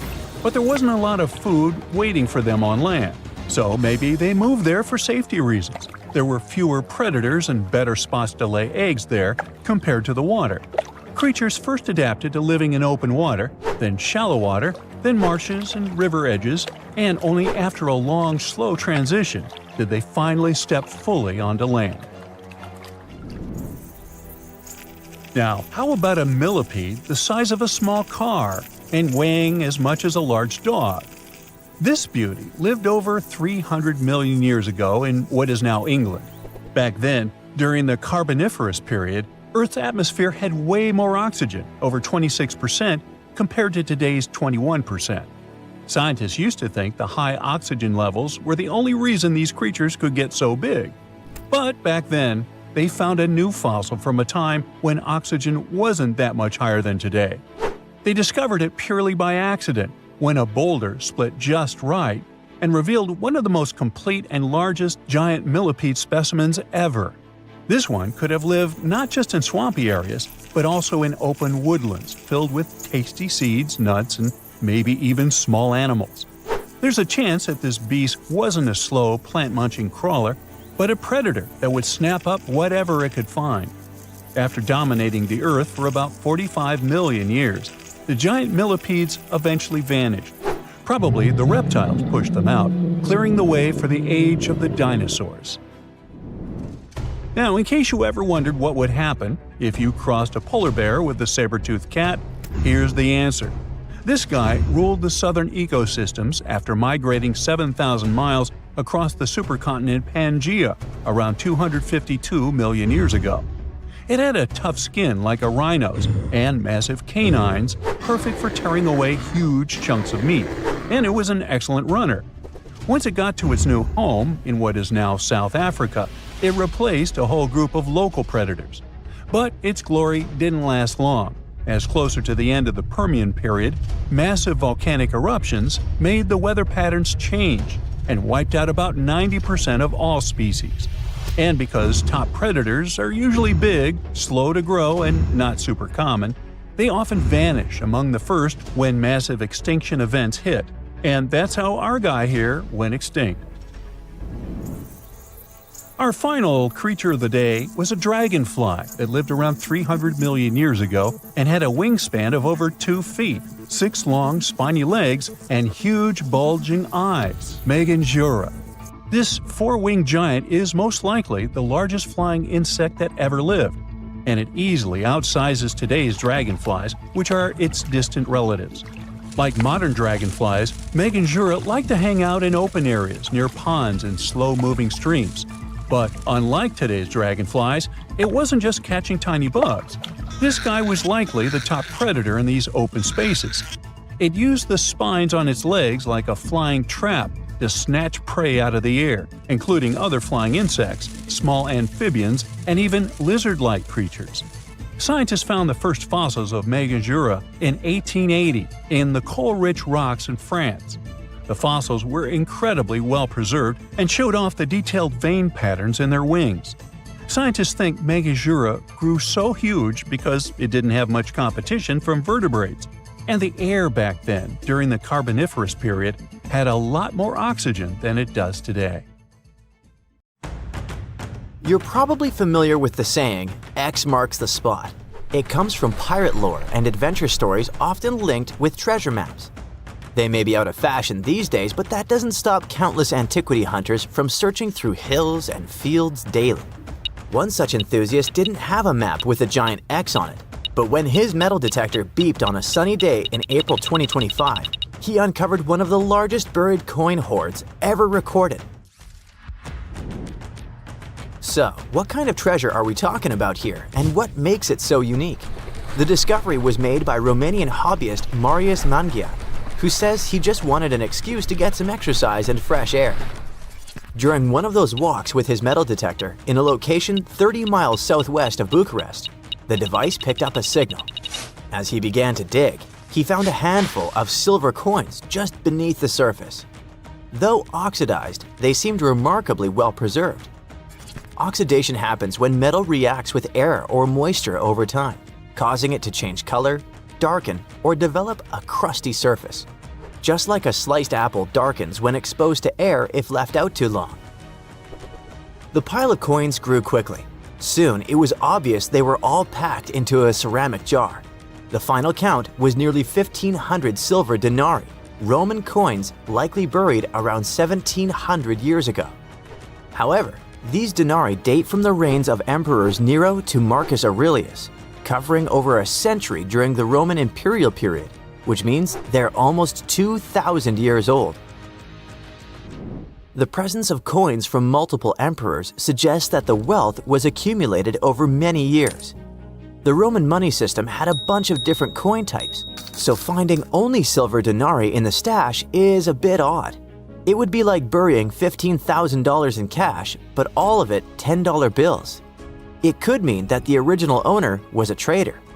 Maybe he was hiding his profits during dangerous times. Perhaps it was simply someone's life savings. Depending on the emperor and the period, the value of denarius fluctuated quite a bit, so 1,500 denarii could have been either a comfortable retirement fund or not nearly enough. In the 1st century, 1 silver denarius could get you 12 loaves of bread, and if you have 5 of them, you could buy an amphora full of wine. An amphora was a large 2-handled ceramic jar used to store and transport wine, oil, or grain, and it seems to be the type of vessel in which this treasure was buried. Though amphorae were made in many different shapes and sizes, the Romans eventually standardized them as a unit of measurement, with 1 amphora being roughly equal to 7 gallons of liquid. The spot where the jar was buried wasn't tampered with. This might indicate that the hoard remained undetected all this time, but the amphora had already been broken when it was found. But why would it be broken, and what could that mean? While the exact cause of the breakage has not been explained yet, archaeologists say it may have been broken on purpose as part of a protective ritual before burial. In some ancient cultures, ritual vessels were deliberately damaged as a symbolic act. Maybe it means the jar had done its job, either as an offering to the gods or to keep someone from stealing it. You can have my silver, but I'm not giving you my precious jar. However, such rituals were not common in Roman culture, so it's a mystery for now. Perhaps it broke because the jar contained silver while being exposed to 2 millennia of soil pressure, freeze-thaw cycles, root growth, or a blind mole rat trying to find its way around. Although the amphora and its silver are now being preserved and examined by experts, their discoverer almost ended up unrewarded. After finding the hoard, he had to notify the police so they could secure the site. However, he was under pressure because in Romania, you have 72 hours to report any significant historical find. Unfortunately for Mr. Mangiac, he ran into a problem since it was a holiday and the offices he needed to contact were closed. He spent the following 2 days meticulously photographing every single coin before finally being able to present his findings to the authorities. While the exact amount of prize Mr. Mangiac might receive isn't publicly known, Romanian law typically awards 45% of a discovery's appraised value to the finder. Not a bad outcome for what started as a casual walk with a metal detector. Meanwhile, the site itself had been declared an archaeological zone, and any future digging will be done under expert supervision, which means that this story might have a follow-up one day. But for now, let's focus on what makes metal detectors beep and see if there are more hidden troves to be found around the world. Today, most hobby-grade detectors rely on something called VLF technology, where VLF stands for very low frequency. When you sweep the detector over the ground, its coil sends out an invisible magnetic field. If something metallic is within that field, for example a nail, a discarded wedding ring, or ancient Roman silver, it bounces back a signal. The device picks that up and beeps to let you know something's there. The stronger the signal, the closer or bigger the object probably is. Basically, it's using electromagnetic induction to make buried metal respond, like calling into a cave and listening for the echo coming back at you. Fun fact, bats use a similar principle to detect what's in their environment, but with sound. It's called echolocation. If you yell in a cave and disturb a bat, it might send out high-pitched clicks that bounce off objects and return as echoes, helping them pinpoint everything around them. Doesn't matter if it's a tiny insect or a pesky human in complete darkness. Metal detectors use magnetic waves. Bats use squeaks and echoes. Now, if all this got you curious about grabbing a detector yourself, what are some major locations to consider? Mr. Mangiak simply went for a walk, but for many, it's a rewarding hobby that helps history and also pays off well. And not just in Romania, but all over the world. In the UK, regions like Norfolk, Suffolk, and Lincolnshire have become hotspots where enthusiasts regularly uncover Roman coins, Viking relics, and medieval artifacts. During the Iron Age, burying valuables was a common practice. Some researchers think it was done as a way of storing valuables. Others think it was part of a ritual. But either way, many of those hoards could still be there. France also has plenty of stuff hidden beneath the ground, including ancient Roman and Gallic treasures. In the Netherlands, someone recently uncovered a fragment of an extremely rare Viking sword. Scotland is no exception either, and findings like Peebles' hoard give additional insights into the Bronze Age. If you don't feel like venturing alone, there are organized metal detecting tours available in various countries, offering guided access to historically rich sites. That's if you're planning to search for lost relics. But what if you want to bury your own treasure chest and hide it from a metal detector? How far do you need to dig? Most hobby-grade detectors can spot a large object close to 3 feet deep. Smaller stuff like coins, just 6 to 8 inches. We also have to take into consideration that wet ground can actually boost detection. It helps signals travel better and makes buried metal easier to spot. On the other hand, professional, expensive detectors that use advanced technology can detect large metallic targets at depths of almost 100 feet, especially on a rainy day. But unless you bury your chest in a strategically important place, odds are it'll stay uncovered. Just don't forget to mark the spot on your map with an X. A girl, once and beautiful, ended up in a grave with a huge sickle across her neck.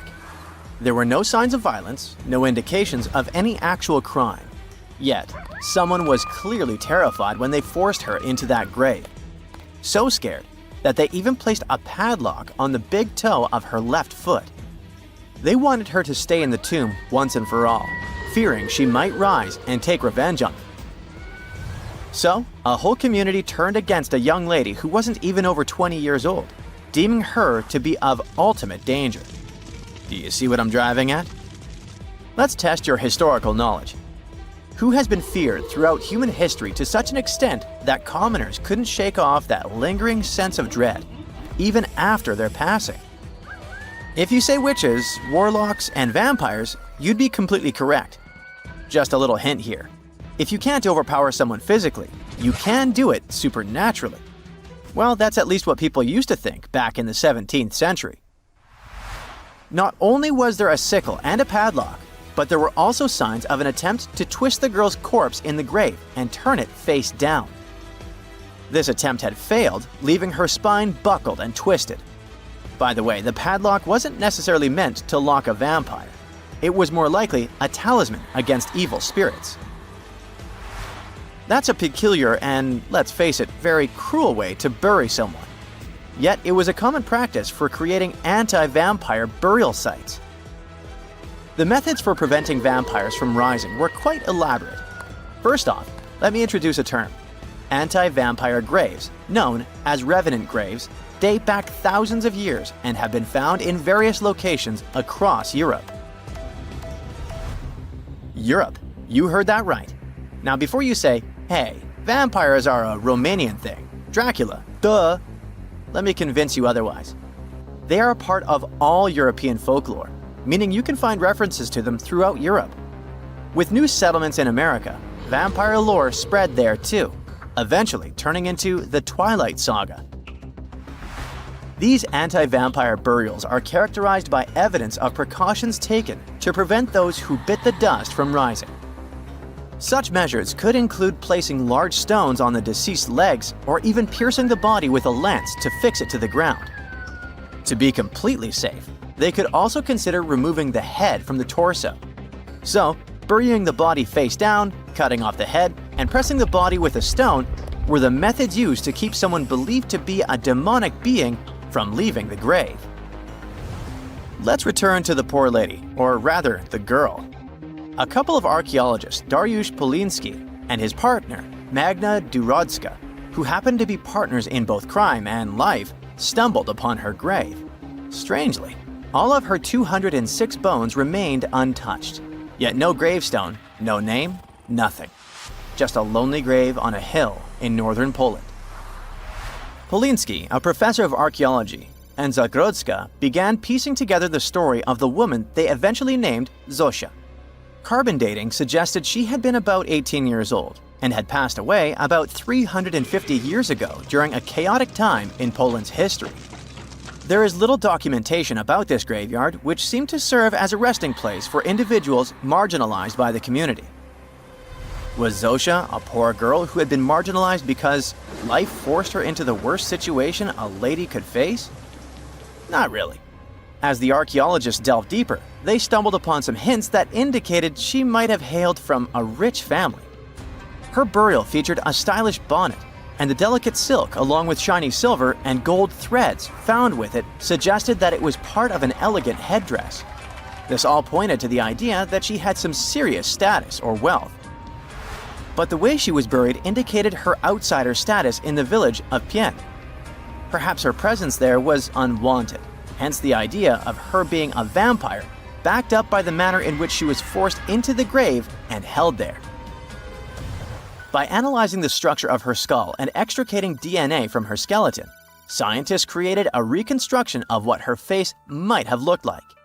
The specialists meticulously reshaped Zosia's likeness using modeling clay on a 3D printed model of her skull, which proved to be a deeply moving experience. They remarked that while they often worked on face reconstructions, in this case, they also sought to restore her dignity.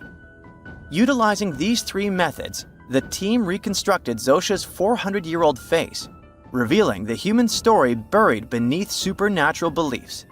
It's ironic, isn't it? First, people tried their hardest to make the world forget her face and prevent her from ever coming back. 400 years later, people did everything they could to bring her back to life. Her picture now is all over the internet, yet we will never see the faces of those who buried her. Alas, this reconstruction project only allows viewers to visually connect with Zosia, but her true story remains a mystery. But what we know for sure is that people who were deemed vampires were badly discriminated against, to say the least. Rumor had it that hungry vampires would even steal people to quench their thirst. Let's use math to prove this rumor wrong and prove that Zosia wasn't one of them. Back in the year 1600, there were only 537 million people worldwide.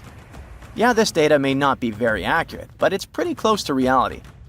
A physicist, Kostas Eftimiou, calculated that if a vampire had been drinking one person's blood each month, humanity would have faced extinction within a few years. Starting with one vampire and a population of 537 million in 1600, this math shows we'd have no humans left by July 1602. But here we are now. Well, while placing a stone on a corpse to make sure the vampire doesn't rise may be something new to you, there are also a bunch of stereotypical things associated with these creatures that you definitely know, such as garlic and mirrors.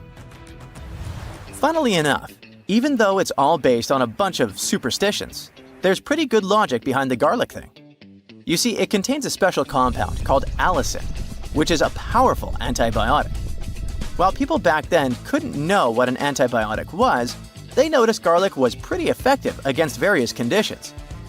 Since they believed vampires were created by a particular blood condition, they also believed garlic could defeat a vampire. And there's more. There's actually a blood condition called porphyria, which makes people look like real vampires. Their skin is pale and their teeth get bigger as their gums shrink.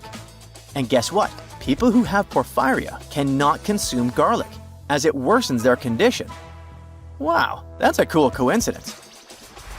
The next superstition is a bit fresher, and it's about vampires avoiding mirrors. The first known reference to the mirrors comes from the book Dracula in 1897. But why wouldn't a vampire show a reflection? Simple. Before the plastic era we live in, mirrors were traditionally backed with silver. Silver was commonly believed to repel evil spirits, possibly because it has antimicrobial properties. Much like garlic, its healing properties may be what was supposed to scare off a vampire. Another reason why suspected vampires may have avoided mirrors is the changes to their appearance from conditions commonly confused with vampirism, like porphyria and rabies.